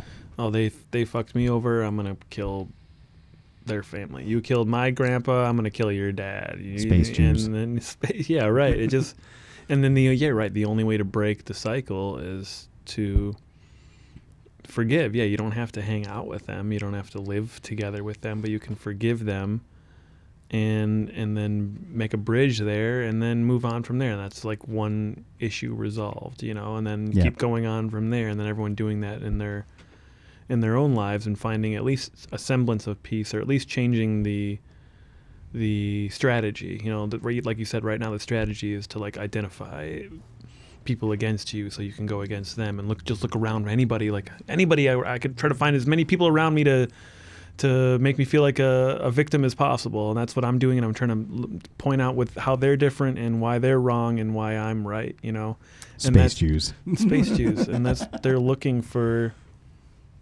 just so many people looking for that instead of the opposite. So they're looking to further divide. Individuals are looking, of course, the establishment is always looking to divide because divide and conquer makes everything easier when there's infighting amongst the tribes. But now we've even got individuals seeking out even more war, even more like tiny little things. No one is really trying to bring everyone together. Even the good people on the Democratic side are still being like, the Republicans are fucked. Like everybody on every side, no matter how good or progressive or regressive or anything, there's always still the bad guys that they're that they're pivoting around. It's like this is everything. Everything is not just about making things better. It's about revolving around how bad these people are. Yeah. And why they're the problem when we have to get rid of those people, because then that would eradicate the issue, right? Like as we just said, no, it wouldn't eradicate the issue. It would just splinter or turn into something else that we can't even imagine right now. Like we're creating the ultimate villain, and they're creating the ultimate villain without us being conscious of that. So eventually we're going to have the evolution of these fucking assholes on all sides, and it's just going to be worse unless we start, again, we need some elders. And I think this is partially what Dave Chappelle's spiritual job is to not be like, be in the gray, work in the gray area. He's never talked about his politics, but he's more liberal than he is conservative, right? But these people's jobs, these philosophers, these who are now are comedians, because I'd say Jon Stewart's one of them, Bill Burr is one of them, I think Louis in his own way is one of them, I think Joe Rogan in his own way, and of course George Carlin was in his way too. He got really philosophical, but it's kind of, they have the right stage to kind of start making a difference in a different way, and not an aggressive political way, and not on the internet, and not on like tweeting kind of way. But we need some people to start making strides socially so that we can know that there's a different avenue. Because right now it seems like there's only one way, and that's conflict. Yeah. And I think someone needs to show us a different way. Yeah. the story, one of my favorite stories from the Cree Nation is the story of the Heyoka, the sacred clowns. It's literally the story of the sacred clown. And for anyone that's not familiar with this, it's just at the end of the very sacred, very, very sacred ceremony for the Sundance and all the ceremonies that happen. The very last one is you get these guys dressed up because everyone's wearing beautiful regalia and everything has purpose and meaning. And then here comes in these guys dressed in burlap sacks and clown shoes and nothing's matching. They just look ridiculous. And they come in and everyone tells you, just before the Heyoka get in here, just anything that you want to keep, hide it from them because they're going to fuck with you. So at the end of this very sacred thing, everything's done properly and everything. And these guys come in and essentially just trash the place. It's the last ceremony, and it's hilarious. And they'll come up to the grandmas and just throw just take all their tobacco and just put it in their hair, mess with their hair and take their clothes and it's just ridiculous. And then the whole thing is that you have to chase them out at the end. But the story about how the Heyoka came to be in the Cree First Nation story is amazing because it's relevant to this whole canceling thing, because you have this tribe. Out of all the tribes, there's this particular tribe. They were really, really beautiful. Everything they did was perfect. They were flawless. But they became very arrogant there, and a lot of people didn't like them. All the other tribes got together and conspired with the Creator and said, "Look, these people are just pissing us off. They think they're better than everybody else. They're making us very uncomfortable. Can you please get rid of them?" So then the Creator says, "Fine, yes, I'll get rid of them for you." So then the Creator just takes this tribe and removes them from the world, and finds out later. The tribes find out where did they go? The Creator took this tribe and put them into a realm of complete and total darkness where they couldn't see anything anymore. They had in order for them to move around, they had to use their hands to feel, and they were in there for so long. And all the other tribes felt great after. They're "Yay, those bastards are gone. We're not uncomfortable anymore." But then after a while, they start thinking about it, a realm of complete and total darkness. That can't be good. And they start thinking, "Oh man, after we canceled them, maybe maybe we feel bad about that. That was kind of a harsh punishment, Right. That's not what we wanted." So they go back to the Creator and they say, we made a mistake. Can you please bring them back?" And the Creator says, "Okay." And the Creator brings back this tribe. Now they were in darkness for so long. When they show back up, they used to be beautiful.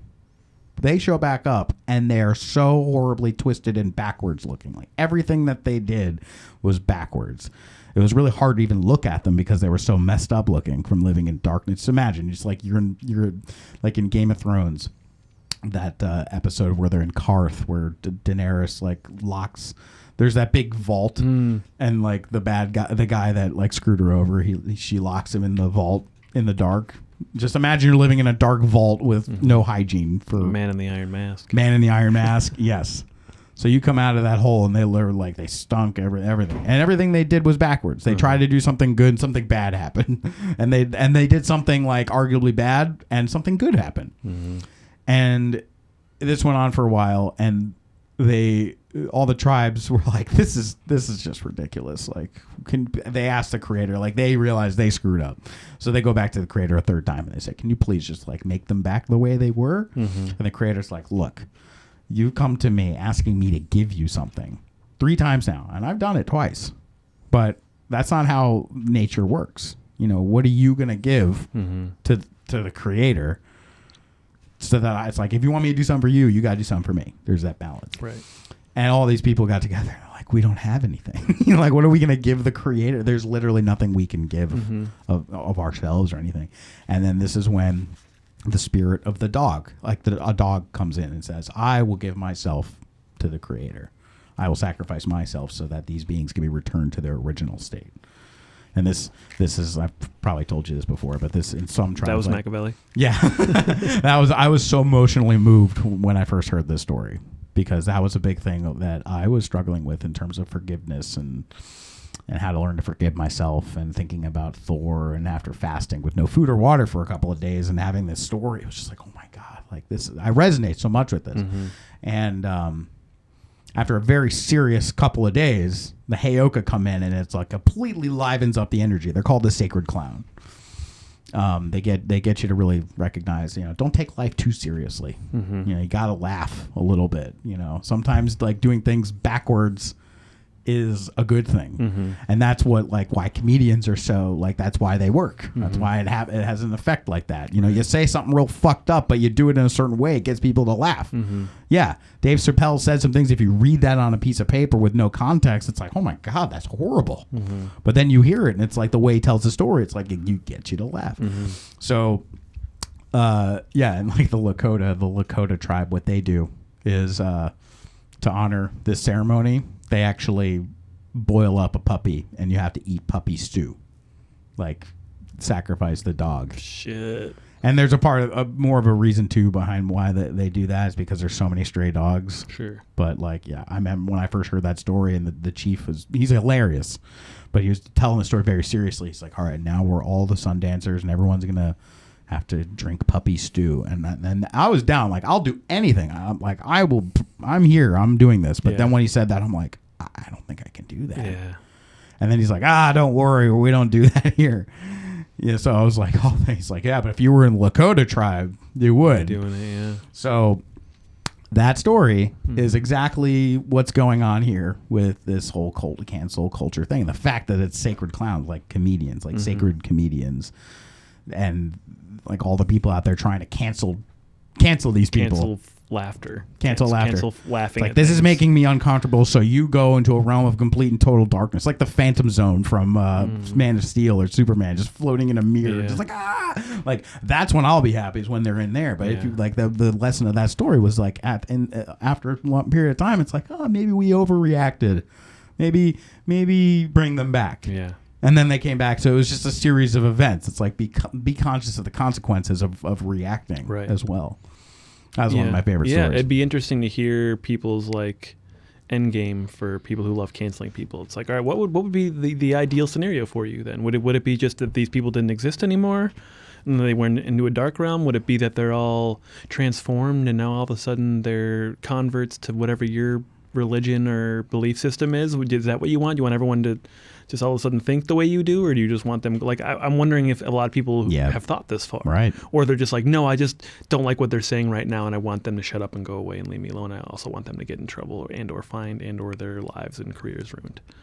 I think that's such the small perspective that some people have right now, but they're not thinking of the consequences of their actions. What if you did people who dox people online, they give them their name and their information and their address and stuff like that, not thinking that some people might show up at their house trying to harm them. I hate this person, they're dumb, here's their address. It's think about how badly that could go. I think there's just so many people who are not thinking of consequence, whereas Dave Chappelle has been thinking a lot about consequence.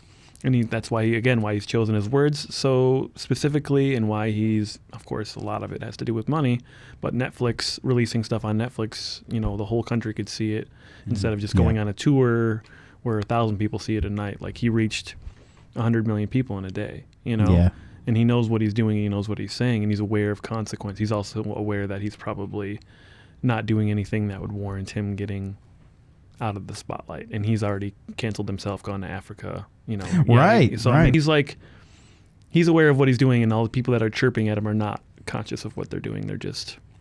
They're reacting to whatever their rabbi said, or whatever their person that they look up to on TV said, or whoever are people who some journalists wrote something, then whatever they said, that's not what I believe, or whoever's on Fox News or OAN or whatever. They're not thinking about consequence. They're thinking about this moment and the next moment, and trying to hurt other people instead of forgiveness. And I always forget the comedian's name, but he talking about offending Christians.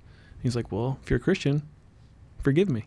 Yeah, it's that simple. Yeah, that's your belief, right? That's what Jesus always talks about. That's such an inherent thing in Christianity, and specifically Christianity. I'm not sure if forgiveness is in all the other religions as well. I imagine it is, but a major thing of being a Christian is forgiveness. Right. But it's just completely left out of it's the most important part of Christianity. And nobody, and all the modern day Christians, minus the ones that, you know, like the outspoken Christians have nothing to do with forgiveness. Like my mom is a saint, and she's still a Christian, and she's, you know, forgives people. And but the ones that want to go out and like kill all of the Arabs or something like that, it's like, the opposite. it's like, what are you doing? It's the opposite of what you. We're killing in the name of Jesus. Like, what the fuck are you doing? Like, back during the friggin' Crusades, essentially shortly after that whole thing happened, they were going around. Catholics were going around crucifying people for Jesus. Right. What the fuck? Is like a very extreme example backwards. of backwards. But I completely. mean, that's what like these you know, Islamic extremists. Same idea from what we understand, right? They're doing it for God. Right. You know, that's why they think they're doing it. It's right. They think it's right to them. You know, and they've been. And it's also because they've been oppressed. That comes down to the oppression thing is a very serious consequence of this whole thing, because all of these religions started off really good and then became very much oppressed, and then again became the thing that they were fighting originally, because Islam, Islam, when it first came about, compared to what like Christianity was at the time, this is where Islam brought around what we consider today as universities, art, science, architecture. You know, like there's a great movie. It's not a great movie. It's a fucked up movie called El Cid with Charlton Heston, and he plays this crusader who, in a highlight, like he's going out and defeating the Muslims, and Charlton Heston, he's portrayed as like this fucking great guy. But if you look at the actual history of who El Cid was, he was an absolute freaking maniac, murderer, barbarian. And a lot of the Christian crusaders essentially were barbarians. So they would show up to these places, like when they went to the Holy Land, where Palestine and Islam was a big thing. You know, they had beautiful architecture. They had relatively progressive things. They had knowledge. They had education. And they had, like, imagine like this really beautiful, ornate building. They come in, they demolish the place, and then they build like this stone hut on top of it with a cross. Like, it's just, it used to be this really like look, because now look at it. Now look at what is going on with Islam. It's the same kind of thing. They're just like the Christians in the beginning. They were doing all this forgiveness and higher consciousness stuff, and then they became barbarians. And now Islam is really leaning hard into that. And it's like, well, how could it not? Especially if we keep stoking this division in the fights. Like, there's that reaction thing. Well, they're reacting to what happened in the past. Right. Anything that's new that comes around is a threat.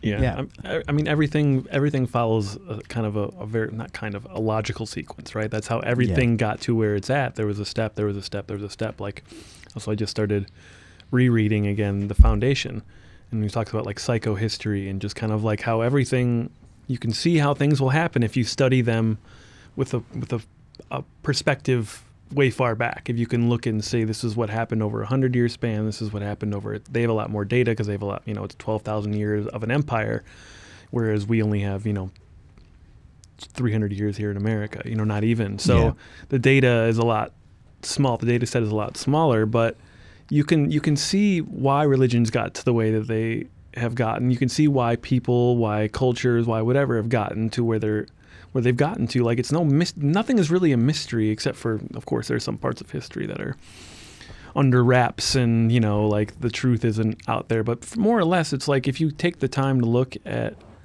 all these movements and all these cultures and all these different types of people, they've arrived where they are right now because of logical of steps that you could see, that you could trace back. And the same thing is with movements and why people are getting offended. So it's like you said, it's the new stuff is just, they're just reacting to the new stuff without taking the context of how it got there, and also the effective methods of Gandhi or Martin Luther King, and nonviolent and non-reacting and all. Like, no one's really caring about solving these issues, right? It doesn't really seem like anyone wants to solve anything. No. That seems to be that's why there is no forgiveness. In theory, and it's like even when we do psyche balances, Usually you go in to do a psyche balance for something that you want to change. And it's like, this is something I don't want in my life, and I don't want, I just don't want this. And here's all the reasons why I don't want it. And then it's like, okay, well, what would you rather have instead? And then usually it's like a kind of a shock to the system, because it's like, oh shit, I never really thought about what I'd rather have instead. Because this other thing has so much sovereignty and control over my life. It's like, well, it's like, oh, well, I don't want this and I don't want that. It's like, okay, what do you want? Focus on what you would rather have and not on what you don't want. And there's a forgiveness. It's like, don't be hard on yourself. It's okay, because we're programmed, and there's biological reasons, I'm sure, that we do that for survival, of like, be thinking about the threats, threat versus safety scenario that we have. We have to be thinking about those things. But when it comes to making changes, we do need to be thinking about what we'd rather have instead. And that's the thing, is that it feels good to have that combative thing and to have the high moral ground and win. That feels good. And that's the thing. It's like, yes, feel it flow through your veins. Literally, the Emperor. It's like, dude, it's like, yeah, Darth Vader really thought he was doing the right thing. They, all those stormtroopers. Are they just like a bunch of freaking? Well, yeah, they are clones, but like they literally thought they were doing the right thing, protecting the galaxy and all that stuff. But like, we have to ask, it's like, is that us? Are we the fucking, we're the Empire, we're feeling this and it feels good to win. It's like, yeah, but that's not good. Right.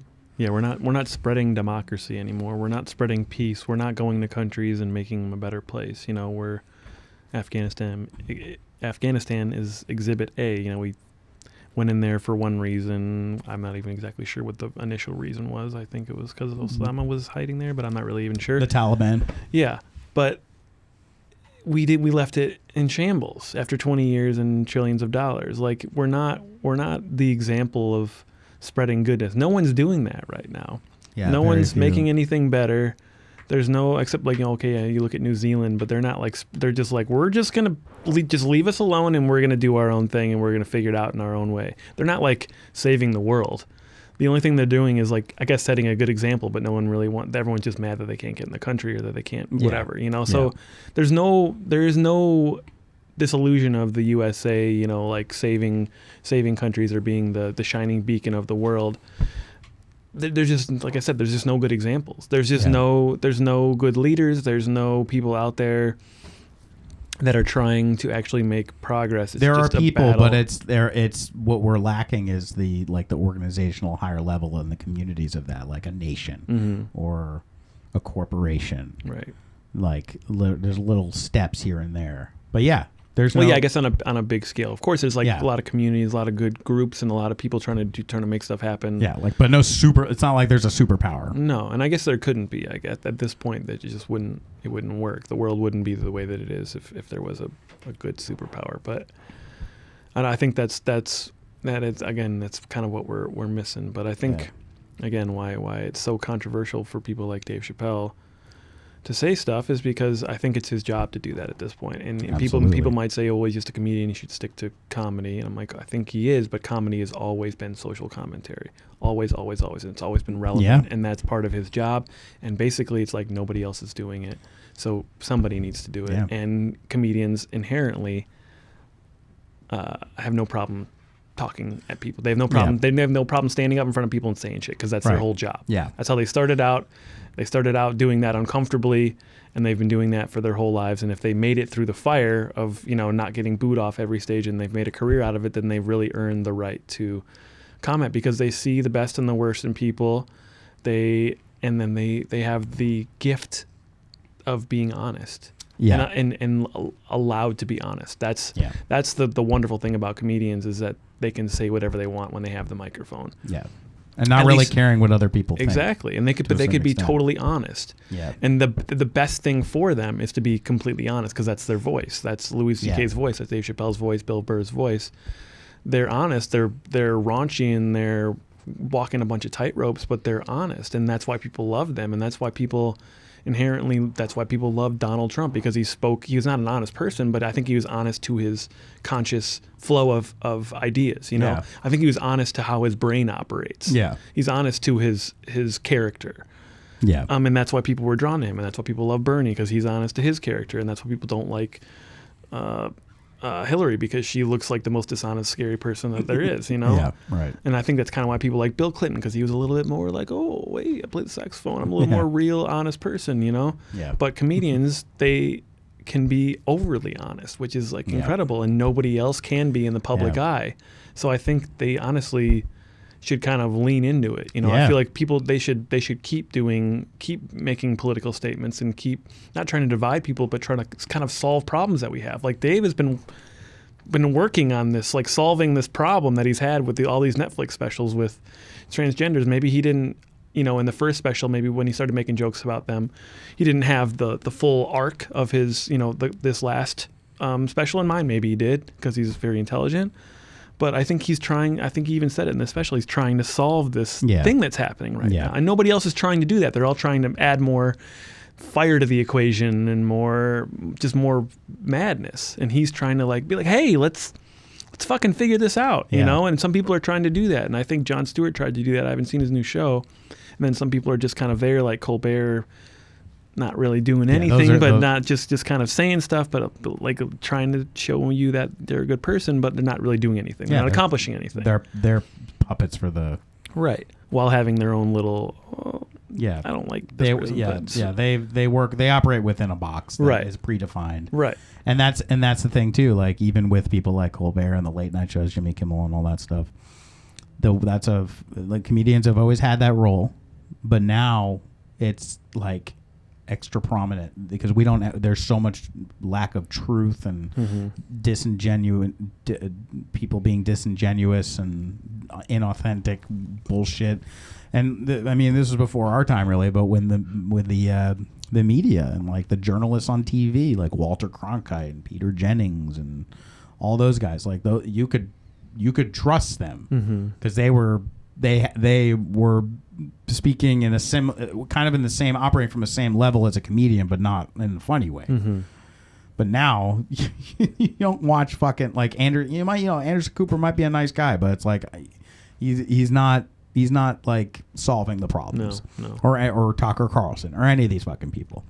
It's the comedians that are holding them up to be accountability. It's where it used to be kind of like, I don't know, maybe the other way around in certain examples. Yeah. Like now, you know, it used to be the media holding the politicians' feet to the fire. But now you get politicians now you get the media. Wait, I got it mixed up. Either way, it's fucking flip-flop. It is flip-flop, dude. Down is the new up. Nobody's holding anybody accountable. They're all just, it's like faux accountability, you know, like, you know, just a politician coming on Fox and then no, it's you, and then they didn't. Well, no, it's you, and it's just this back and forth. Yep. Of course, not solving anything and just kind of creating more of a problem, but creating more clicks and more likes and stuff like that. And that's, as you talked about in the beginning, I think that's the sole intention of news networks now, is to stay alive at any cost. So they're gonna use whatever they can to get more clicks and subscribers, because it clearly in 10, 15 years, no one's going to be watching the news except for people who are fanatics, you know? Yeah. Or if that's all that will be allowed at the time. Yeah. But I don't think we're going to get to that point, because it's, as we've talked about before, it's unsustainable. It's becoming even more unsustainable by the day. And it's just kind of going to combust, you know, and just fold in on itself at some point. And I think a lot of these people are going to end up taking care of themselves, canceling themselves, you know, if that's their whole purpose. Yeah. And a lot of the ways that a lot of the people, you know, who don't believe in medicine are, like, you know, quitting jobs. Like nurses and doctors are quitting because they're being forced to take vaccines or something like that. You know, there's just a lot of industry taking care of itself basically at this point, and we just kind of got to get out of its own way. And I think that's going to happen. I mean, politics, it used to happen more often. People would get in a scandal and then they'd be out of the light, or one person would, like Howard Dean would go, wah! And then nobody would, oh, he's not presidential anymore. You know, like he was just gone the next day. We never heard about him. Yay! Now it's like, Gates can be, you know, affiliated with a pedophile or trafficking minors and stuff like that and be under investigation, but still like having a full thriving political career. So politics don't really take care of themselves anymore, but like they're becoming more and more irrelevant because of how they don't live in the same reality we do. Everybody's kind of realizing that on both sides. It's like, okay, these people are making laws about things that they are just so out of touch with. And then that's not just a perspective of a Democrat or Republican now it's, I think a lot of people on all sides agree with that. So things are just going to make themselves irrelevant, and people are going to take care of themselves and cancel themselves out. And it's like, if you just stop listening, again, metaphorically, just tune out of that, turn that off, unsubscribe. Suddenly your world is totally different. And the algorithms different will favor that. Exactly. Like, you just start changing what you look at, and suddenly the algorithms are going to be like, oh, okay, you want to look at this instead? Fine. Yeah. And I think Facebook is still just a sponge. It is whatever those people need it to be. You know, it used to be something when it was born, it was something completely different than it is now. And then it changed, and now it's scary, the end of democracy, the devil's asshole, like all of these things. The devil's asshole. But that's only because that's what it needs to be right now to survive. Like, who knows if Facebook lives or if it adapts and evolves into something else, it could be something completely different in 5 years. You know, like, it's whatever is needed. And maybe the algorithms, if we start having mini revolutions and things start changing and people stop buying this and start investing in this and start spending more time this, then maybe Facebook will start encouraging that. And Facebook could literally be the platform for the revolution. Like, that wouldn't surprise me at all if it went on such a roller coaster ride and all of a sudden it's like, get on Facebook because we have to organize and we have to, Zuckerberg's out there, donating $1 billion to the cause and yada, yada, yada, and we're burning down the corporations. Like, it wouldn't surprise me. All these things are just whatever we need them to be at the time. Yeah. And that's what Dave Chappelle is right now. He's just manifested of something that we need right now. We need somebody to talk about like that. And I mean, we don't agree exactly with everything that he says, but more or less what he's trying to get at, we need examples of that right now because we have so many poor examples of authority who are not really authority that are doing more harm than good. And I think we need to get back, at least assess, slow down. I feel like we've come to this conclusion a lot. It's like, we need to just stop for a minute or slow down or like think about what we're doing or not think about what we're doing. Yeah, just stop doing. We need a day out of time. We need a true day out of time. Yeah.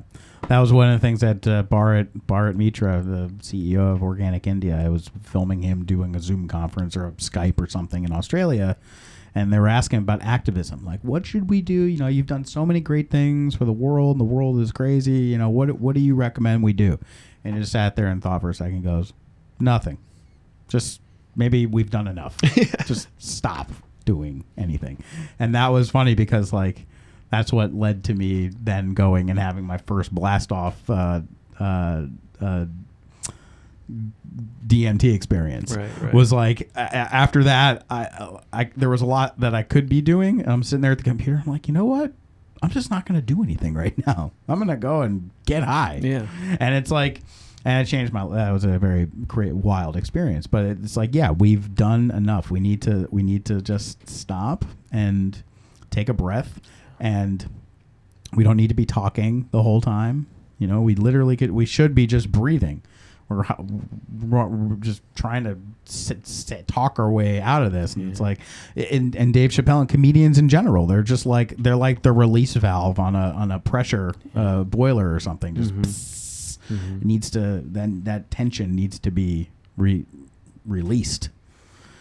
It does, yeah. And the book I just read was What the Buddha Taught, so it wasn't like commentary on. It was just basically like trying to be as specific as possible and what they know for a fact that the Buddha said, you know, according to, you know, people passing it along through story and through writing and stuff like that. So it wasn't like this, they were like trying to clarify some misinterpretations. But one of the phrases that he said over and over, just part of it, was like, there's nothing left to be done.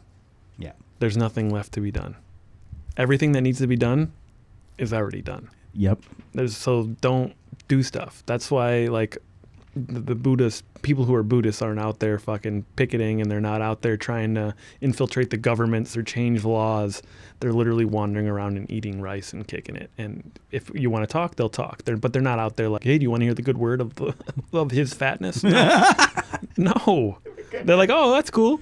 See you later. Have a good day. Right. That's that. That's them. So Yeah. it's just like, and they don't go around trying to convert people. They go around and they be, Right. that's their whole fucking thing, and they be happy. Yeah. There were multiple observations of like how people who followed the Buddha were the most chill followers of all the people who followed people. Like all the sure. religious people. They were just the most happy. They're meditating content. all the time. They were always happy. They were always content because they were actually that. They weren't the illusion of that or the pursuit of that. Yeah. They were that. Yeah. And because there was nothing to be done. Everything that needed to be done was already done. So chill, relax, breathe. It's all good. Of course, there's a lot of circumstances where that's not the case, and the government and people are in struggles and they need infrastructure in this country because their water supplies. Right. Of course, yes, there's stuff to be done, but it's already done. Well, that's the pole shift again. It's not there again. Another one of those choices of the two things, the two polar opposite things, and which one is the right one. Mm-hmm. There's being and there's doing. Right. It's like stop doing stuff, just be. The doing is what led us here, and that is what can get you to start thinking that like we just have to. It's like anyone that's doing stuff is part of the problem. Right. To put it, They're doing too much. They're doing too much. But then the idea is like this. I've probably told you this story too. But there was a conversation about activism that at that the Uplift Festival, talking about, like you said, there's sometimes that we should, infrastructure. We need to do. Sometimes we need to do stuff. So like for example, if there was, we're sitting in this office and then like all of a sudden a fire, like the refrigerator like catches on fire, just all of a sudden. Okay, there's something we need to do. Yeah, we need to put the fire out. We need to put the fire out. Let's go get a fire extinguisher. Let's put the fire out. Okay, so that's something to do. But in the world today, it's much more catastrophic than that in a lot of ways. It's like not just a fire, not just the fridge is on fire, but like the entire building's on fire. There's aliens attacking outside. A tsunami is washing away things. Like, so what do you do? Like, if the whole building is on fire, do we feel like it's like we need to do something about this? At that point you just get out of the building? Get out of the building. It's like do you run into the burning building with just a fire extinguisher that you cannot? If you're my brother, you do. Well, yeah, and that's right. So there are superheroes, right? But it's just a question of like, okay, what is the proportion of ratio of like doing and being, and then somebody brought up another example of like a woman getting raped, and okay, we can stop that from happening, but let's just say everyone's getting raped and barbarians are attacking the village. What do you do then? And then somebody had the bright insight here, the all-knowing wisdom to say if that woman's getting raped, she should be getting raped because that's her karma, and we shouldn't interfere in it. Right. And it's like, whoa, dude, that is fucked up. That is a result of having this false choice presented and making a choice between it's either doing or being. That is so wrong, in my opinion. It's not about choice between doing or being. It's about recognizing the hierarchy or the centeredness and the hologram of that those two things are connected intrinsically. First, it's being. First, we are. Before you put on your clothes, you're naked. Then you put on the clothes so you go outside. If it's a blizzard outside, you put on your jacket and everything like that. Or if you're Wim Hof, you just go outside naked. Doesn't matter. Sure. But like, so there are exceptions to all this stuff. But it's about being first and then doing. It's the carriage and the horse. You could have a carriage, but the horse, if you're not taking care of the horse, which is the being part, then all the stuff that you're taking you're not going to get. You're not going to get it there. Not going anywhere. Yeah. So we definitely need to relax, and it's like in the Western culture, it's all about just doing. It's like if you're not doing grind, something, man, we got to grind. I'm working 37,000 hours a week. It's like that's cool. It's almost it's gotten to the point probably for us to forget how to be. To ignore being. People are just doing so much. They're not even being ever. They're never being. They're always doing. They're always going. What's that? It's lazy to be. Yeah, exactly. That's the mindset. It's like if you're not doing something, then you're fucking wasting your time.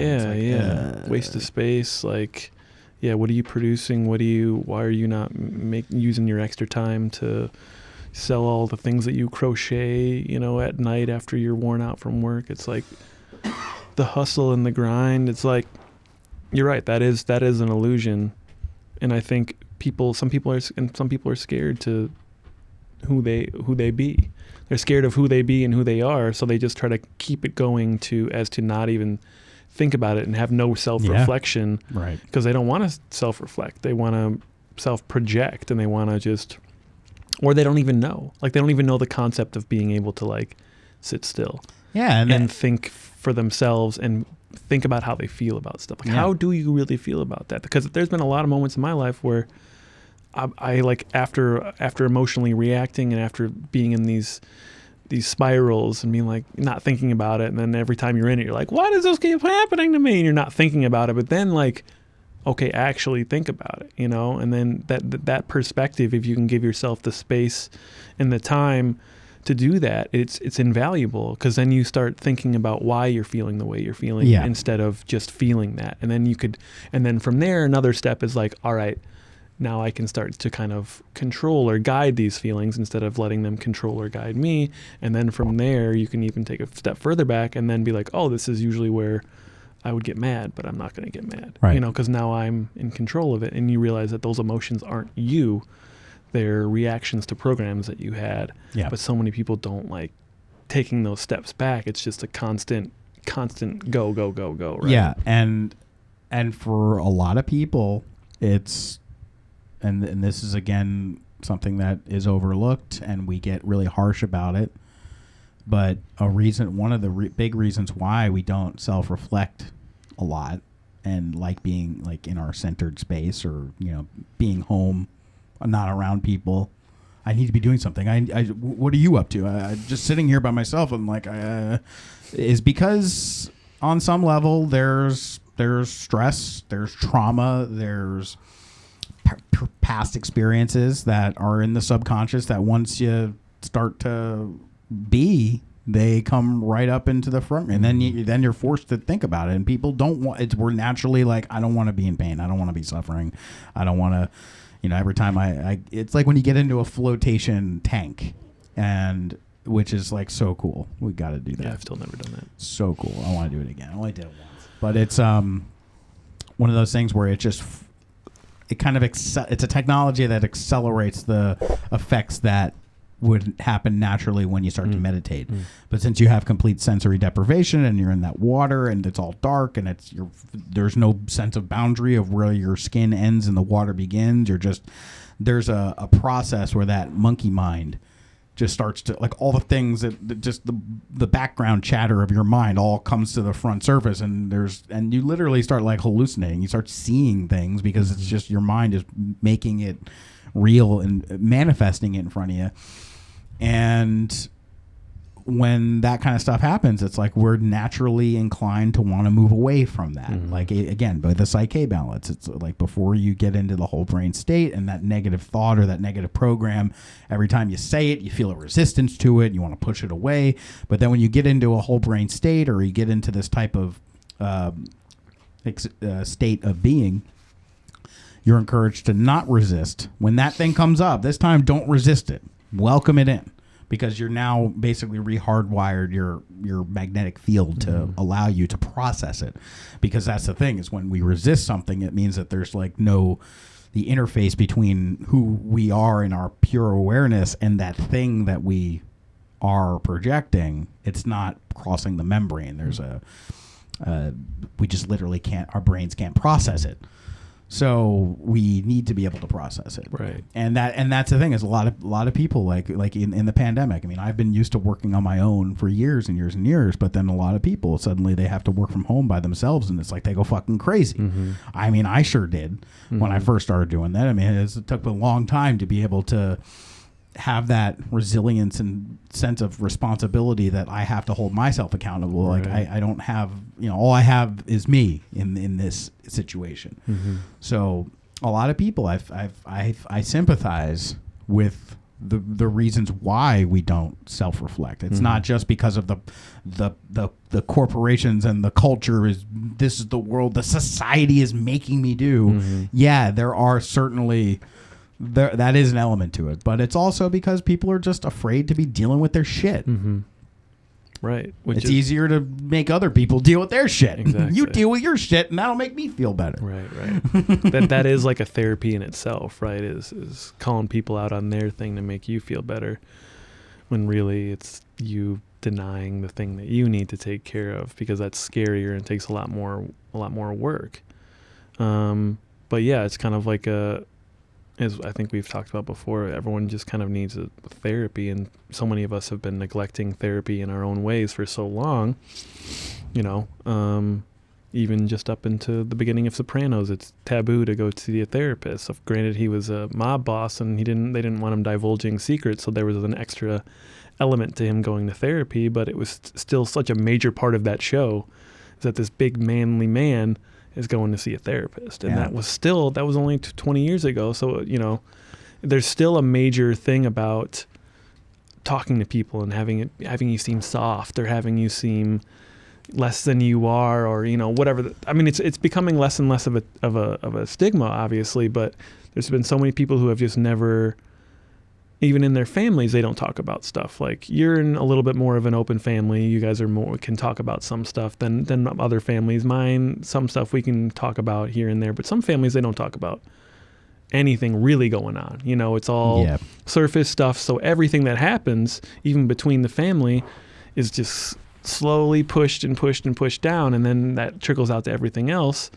And then that's happened with our society for so long, is that there are just so many deep things that we haven't addressed, that they manifest themselves in other ways, and then we're not tuned or trained to see them as what they really are, which is projections or things that we're not dealing with, because our subconscious is really effective at showing us things we don't want to see, because they need to be dealt with in order to evolve in your life. But the longer we don't acknowledge those things, the scarier they become, right? Like the bigger the sleeping monster is. It's like, I know there's something there, but I don't want to look at it. I don't want to address it. It'll be fine if I keep just going to my job, coming home, having a couple of beers, and going to sleep, and then do the same thing the next day, and then go party hard on the weekend. I won't have to think about it, and everything will be fine that way. But then, of course, it finds its way to come up, and that happens individually, and then, of course, culturally as well. And of course, the last summer, a lot of stuff that we weren't addressing as a nation came up, because of things that have been happened again, but then they became more publicized and everybody kind of saw it. And I think that's just going to kind of be a series of revelations of things that we haven't been dealing with, where where the old thing is like, are we going to blow ourselves up? Or are we going to evolve? It feels like we're getting to that point in civilization where it's either going to go one way or the other. That's, people have been saying that for a long time, but you can kind of feel that it has to go one way or the other. There's no way that we can keep teetering for this long and have it be so unstable and building on top of such an unstable foundation. It can't. After a while, it's going to tip one way or the other, or a directed energy beam is going to come just blow it all up. Yeah. Either way, we either have to address our issues, or if we don't, they'll be the end of us. Yeah. I watched, Steve up in Canada showed me a prophecy from this guy, Peter Denov, who I think died like in the early 1940s, but it's directly talking about like the what David talks about all the time with the ascension and the solar mass ejection and the Earth's grid going down, and the entire Earth being engulfed in a magnetic field of aurora borealis type effects. I mean, if there was ever going to be something that happens naturally that would get us to stop doing everything, and every single person on Earth would be directly experiencing the exact same thing at the exact same time of something way bigger than you and something so outside of what you're normally used to seeing, that would be it. Like, fucking just all the power goes out. I'm like, oh my God, it's going to be so dark out. But no, actually not. Because if this were to happen in the way that people are talking about, it would be so incredibly beautiful and illuminated at nighttime. You would not only see all the stars because there'd be no light pollution, but also there'd be like rainbow aurora borealis stuff all over the place. Sure. Whoa, like you don't even need to see aliens. It's just seeing that alone, like, whoa, like mad for however long. Yeah. Even if it was for like a week. Yeah. How that would change the world. There would be a sense of we are all in this together now. And it would be really hard. It would be really hard to maintain or continue that mentality of us versus them, of, oh, I've got problems, oh, I'm so sensitive to this. It's like we would absolutely, that would all go away.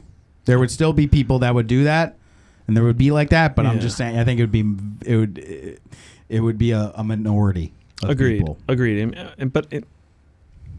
I think that's a little bit optimistic because I feel like it would be chaos. I think before COVID happened, I would agreed with you completely. But now seeing COVID is something that really did put us all in the same boat, and around the world didn't do that. You know, it's still divided. Well, I know it was a lot more political, and there's a lot more stuff going on, and of course it's invisible. So it's, if there was something tangible and something like there's the borealis, there's the solar flare, there's no electricity, like. But what is one thing that kept happening, even though civilization came to a very near stop for the most part with like the pandemic when it first started? What was something that was still on? The internet. Right. Yeah. I mean, think about it. Like Zoom conferences went through the roof. Right. Like you could still turn the lights on. Yeah. There were shortages. There were like toilet paper shortages. Yeah. But if something like on this magnitude happened, that means there'd be no power. Yeah. At all. No internet. No nothing. And it would. would. Right. That breakdown in communication would have a massive. Yeah, effect. there would be chaos. Yeah. But also, it would be. There would be no allowance for us to like continue life in the same way. Like even though the pandemic really very much affected things, and there was a lot of issues with everything, and we're still experiencing it now. Civilization was still going on. Right. In the event of something like this happening, there would be no more civilization for a period of time. Yeah. And who's to fucking know what would happen? And it's like and if you want to still maintain that, like, you know, like on a small scale after 9/11, after 9/11 everyone in America was wearing, you know, had American flags everywhere. I mean, that was very short lived, but it was like after 9/11 was like, oh my God, we're all in this together. If something like this happened, it would be like that times a gazillion. Right. Yeah. Because it would be so like we would all instantly be forced to realize how truly vulnerable and small we really are. Mm-hmm. And when we recognize that, then you start to realize, okay, well, what does matter in this world? What are the big things that like really matter? That would give us a much more accurate gauge on like how to be a human being. Mm-hmm. There would absolutely be people that would panic, but also it's like one of those things. It would just I just think it would force a change in a way that, you know, not even the World Economic Forum and Davos and the Great Reset and what they're trying to do like would be able to be effective. Because it would force people to have to rebuild community from, you know, where they are. Right. Yeah, you're right. You're putting it that way. Yeah, I definitely am. I agree with you a lot more. And especially when you have a lot of people who won't have access to the people who tell them how to think, you know? Right. So it's like, how do I feel about this? Because a lot of people won't know. You know, they won't know how they feel about it. Even to go back to make a joke, go back to Dave Chappelle, like way back when, and he was like, after 9/11 happened, they're like, oh, we got to get Ja Rule on the phone. You know, I just really want to. And Dave makes a joke. He's like, damn, I just really want to know what Ja thinks about this. You know, where's Ja? You know, so you'll have people like, if, you know, in this scenario you just painted, there'll be a lot of people be like, well, what does Tucker think about it? I have to know what Tucker thinks to know how I think about this. You know, like there's so many. And same thing with the other side too. Oh, what does Anderson Cooper think? Like I need to know what they think so I can form my opinion correctly. Yeah. If you're cut off for that for even a week, like you said, then it'll be like they'll start have to thinking for themselves. Yeah. And then it would be really interesting to see how it doesn't align if things come back and all of a sudden you did hear Tucker's perspective and it didn't align with yours and you're like, wait a minute. Yeah. After all of that, you know, it's like and it would be, I mean, of such biblical proportions of like religions, I mean, science. It would be a whole thing of like, well, we really don't know what the fuck's going on here. Mm-hmm. Obviously, no one knows what the fuck's going on. There'd be some people trying to pretend, right? Of course, that everything's still under control, right? Like they need to maintain that illusion of like, oh no, we know what the problem is. We're just, you know, it's going to take a little time to fix it. We got to get the cranes in place and we got to dig. And I think, and also like this has been something we've known, or we've heard about, this whole like ascension type event. Whether it's an ascension where they're literally like we could fly and all that. Who knows about that? But the idea of something like massive solar event that would captivate the entire world, stop it in its tracks for a minute, and everyone would just be looking up like, whoa. We've heard about this a lot, and it kind of comes and goes in my consciousness. But then after reading this prophecy from like the 1940s of somebody I'd never really like looked into, saying all this exact same stuff, and it's like, every now and it's like, that could happen. Right. And some people are like, well, it's going to happen on October 14th, or it's going to happen on this date. It's like, we can't live like that. No. If anything, we should just be living like as if that could happen at any time. Like, which is again back to all the virtues and characteristics of what it means to be a human in humanity, have humanitarian views. But I do think that if there are people that are aware at the higher levels that know about this kind of stuff, they're terrified of it. Of course. And that they are the ones that are like building the Denver International. Ooh, that sounded. I heard that. I need a new pillow. So bad. The Denver International Airport, the underground bunkers, and the survival shelters, like from the movie Kingsman. Like they're gonna have this big event on the Earth, and then we're gonna go wait out the storm underground.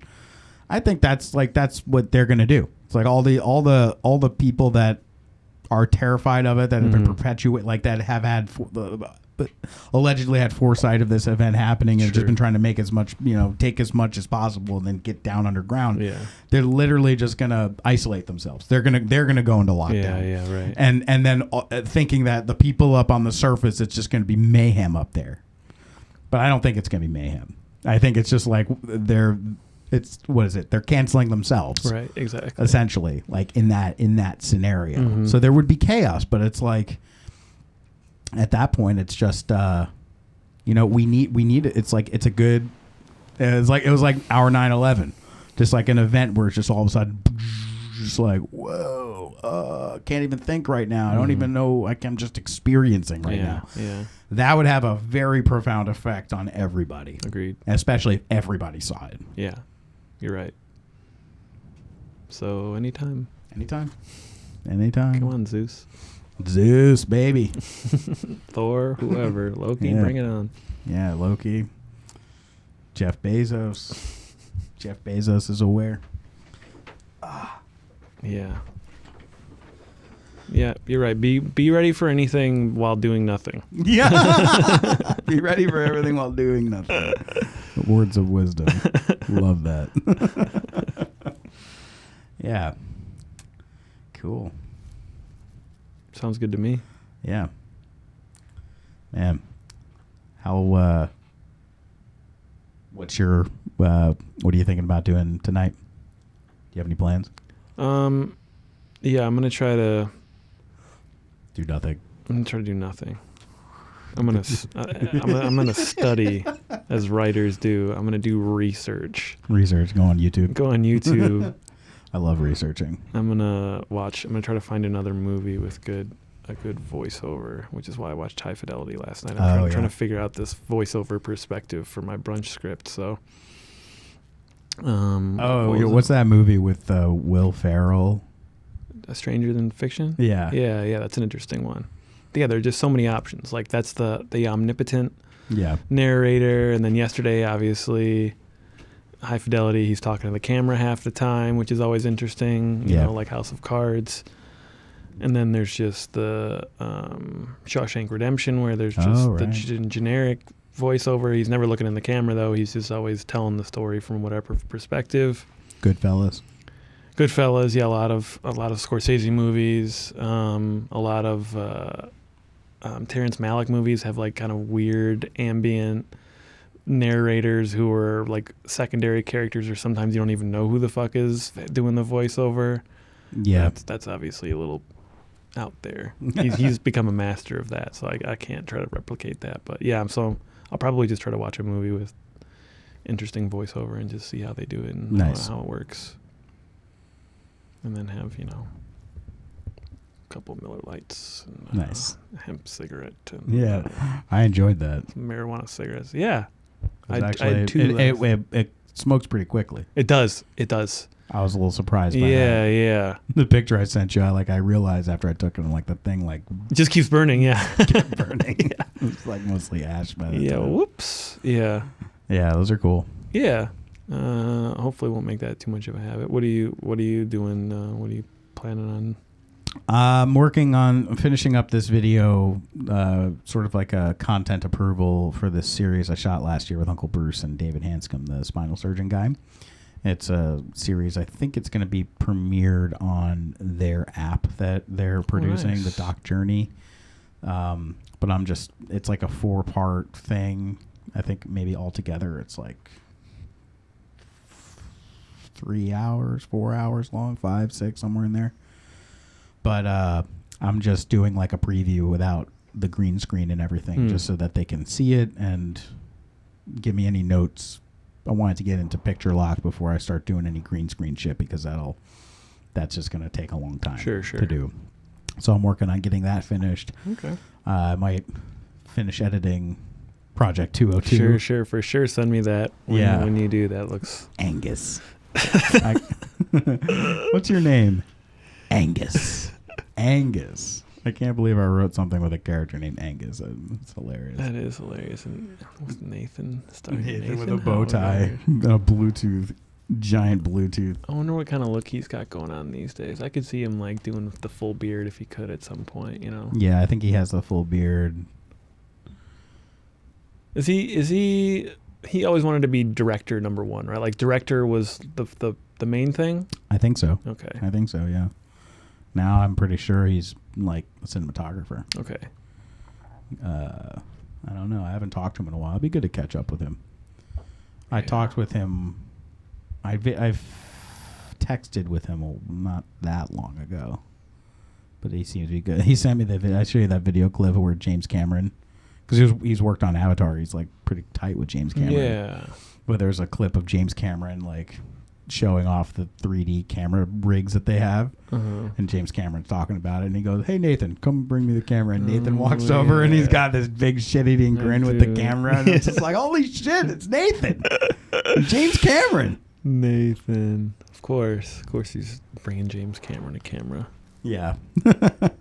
He's done all the right things to get there. Yeah. He's done a lot. He do a lot. Yeah. We be a lot. That was like a moment living in Venice with him where I kind of realized, I'm like, I don't know if I want to make movies that much. Right. I definitely love making movies. I want to keep making them, but not that much. Right. That's like eat, live, drink, breathe, and other people. A lot of effort for other people. Yeah. Which is where I think you and I were like, I want to do what I like doing for things that I like. Yeah. You know? I don't want to work 12 hours a day running cables for this fucking asshole. Right. And there's more to like the fact that we're even doing this. It's like there's more to it than just making movies. Right. That's the thing. That's the being and the doing. Mm-hmm. Yeah, we could do better at being, or we could do better at doing, though. That's for sure. We could be better at doing. We could be better at doing. Yeah, for sure. We could do better at being and be better at doing. But yeah. I think we should really this weekend we should talk more about making this Thomas Jefferson John Adams movie. Yeah. I feel like it doesn't have to really be that long.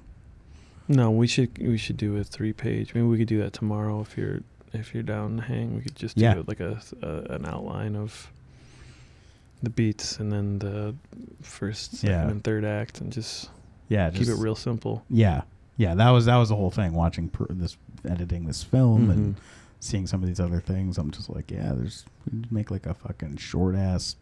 Just we could film it in a day. Yeah. Yeah. Have our own little. That was something we talked about a while ago too. But doing our own like 48-hour film festival. I think that'd be a version of that. But you've been a busy traveling bee. Yeah, and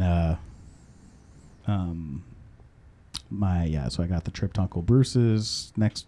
Is it towards the end? At the end of the month, and then I've got one more scheduled. I think at the end of November. But that's it. Word. Not planning on flying anywhere.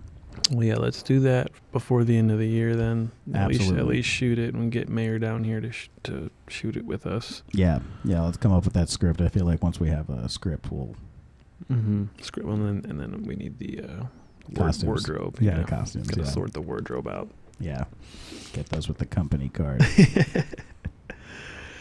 We could go thrifting. Maybe I don't know. That might be a hard. Well, I mean, it is Halloween season. So It's I mean, Halloween, So I bet now you. now be the time to go. We should go to a Halloween store tomorrow. Yeah, let's do that. Yeah. Colonial. Look for I colonial bet garb. you we get. I for bet we sure. can get some. We just get them and wear them tomorrow. Yeah, fuck it. Let's do Write it in the costumes and film it. There you go. That's like a behind the Method. scenes. Yeah, very method. Yeah, meta method. Meta method. Cool. Yeah, I'm down, man. I'm free all tomorrow. Yeah, I just gotta be here, do the webinar Sure. at 9, and that goes usually about 2 hours. So then after that, I can come down to you, or Yeah, we'll sort it out. I'll be like I said, I've reserved all day tomorrow for being or doing, whichever needed to be due. whichever needed to be due. You ever needed to be due? Oh, one last comment about canceling and comedians and fucked up shit that pisses people off. You know, The Sopranos. There was a lot of racist, fucked up shit in that show. Mm-hmm. I'm surprised. I mean, I get it's a totally different time, but people not outraged at James Gandolfini for playing that character because he was an asshole. Mm-hmm. A very racist, fucked up asshole. But he gets a pass. Yeah, he did. I feel like HBO had some sort of halo around them for a while, where Yeah. they were the only network that could do it, so they had to do it. You know, Yeah. so people were like, "Oh, I guess somebody's got to do it." So HBO's being the edgy, really high quality thing that we just kind of have to. I don't know. It seemed like it was on an island by itself for a while with the shows that they put out, and I didn't watch a lot of Oz or what was the Western one? Deadwood. But I heard that they were both. They don't really do shows like that anymore. No, they don't. I mean, the only like real edgy, dark show I feel like that happened recently was Breaking Bad, maybe. Yeah, and he was obviously a shitty person too. Yeah, but he starts off good. Yeah, and he had good intentions. He had good intentions. And he's not racist. No, Bryan Cranston. He's white. He's white. He's a white. Walter White. New Albuquerquean. Oh yeah. Yeah, but you're right. I don't remember. I mean, I was a lot younger. I don't remember a lot of outrage about Sopranos. I just remember that. I mean, they had a chance. I mean, the woke mob totally had a chance to do it with The Many Saints in Newark. I mean, they're reviving that whole thing like no peep. Yeah, I don't know. Maybe that's grandfathered in. It's grandfathered in, and also James Gandolfini passed away. So True. Yeah, They yeah. had no target. Were they Yeah. gonna? I mean, I wouldn't put it past him like no. going after his son because that's Yeah. just what those people like doing. But yeah, you're right. I don't know. It's always weird. And that's why it's always very telling in what they attach themselves to go after, to attack. And it's like, why are they attacking that and not that? It's like, Right. it's very interesting. Right. So yeah, Let that's it- a good let it thing to be. bring up though. Yeah, let it be. Let it. Yeah. Make tea, not war. Let it be. Just do it. Just be it. Just be it. Just don't do it. Don't do it. Nike, don't do it. Don't do it. That should be the theme going forward for America culturally. Don't do it. Yeah, don't do it. Don't do it. Don't do that. There's this. Something you're gonna do, just don't do it. There's this song. Here, hold on. I'm gonna put it on. It was on my playlist. Don't do it, dude. It's literally. That's literally. No, seriously, don't do it. No, do it. The song is called The choice. Broken Bat. Okay. This is hilarious. Interesting. I like the start of it. Go home or go harder. Take 'em back the way it started. Here we go. Drum crack like a broken bat. They wanna hold you back, but don't do that. Don't do that. I like it. every time I'd be like listening to that song, something would be like happening in my field where I have to make a choice and be like, don't do that. I'm like, all right, this is a sign. I'm not going to do that. Don't do that. Good. Yeah. I like that. That's a good theme. Just don't do that. Don't do that. Cool, man. Well, any closing remarks, Mr. Jefferson? I think everything that needs to be done has been done. Yeah, that's right. We could just be now. We did it. We did it. Thanks for having me, Mr. Adams. Pleasure as always. Oh, yeah. And thank you to all of our viewers. We do get views on these videos, which is pretty cool. Even if it's like 30. It's like 30. Cool, man. I mean, who knows if all of them made it all the way through, but there's 30 people that were like, check this out. Okay. All right. All right. Well, like and subscribe, and if don't do it. Yeah, don't do that. Don't do that. Whatever you think you're gonna do, just don't do it. Don't do it. Don't do it. We'll leave it on that note. All right. Love you, brother. Love you too, man. Love all you guys out there. Don't do it. Don't do it.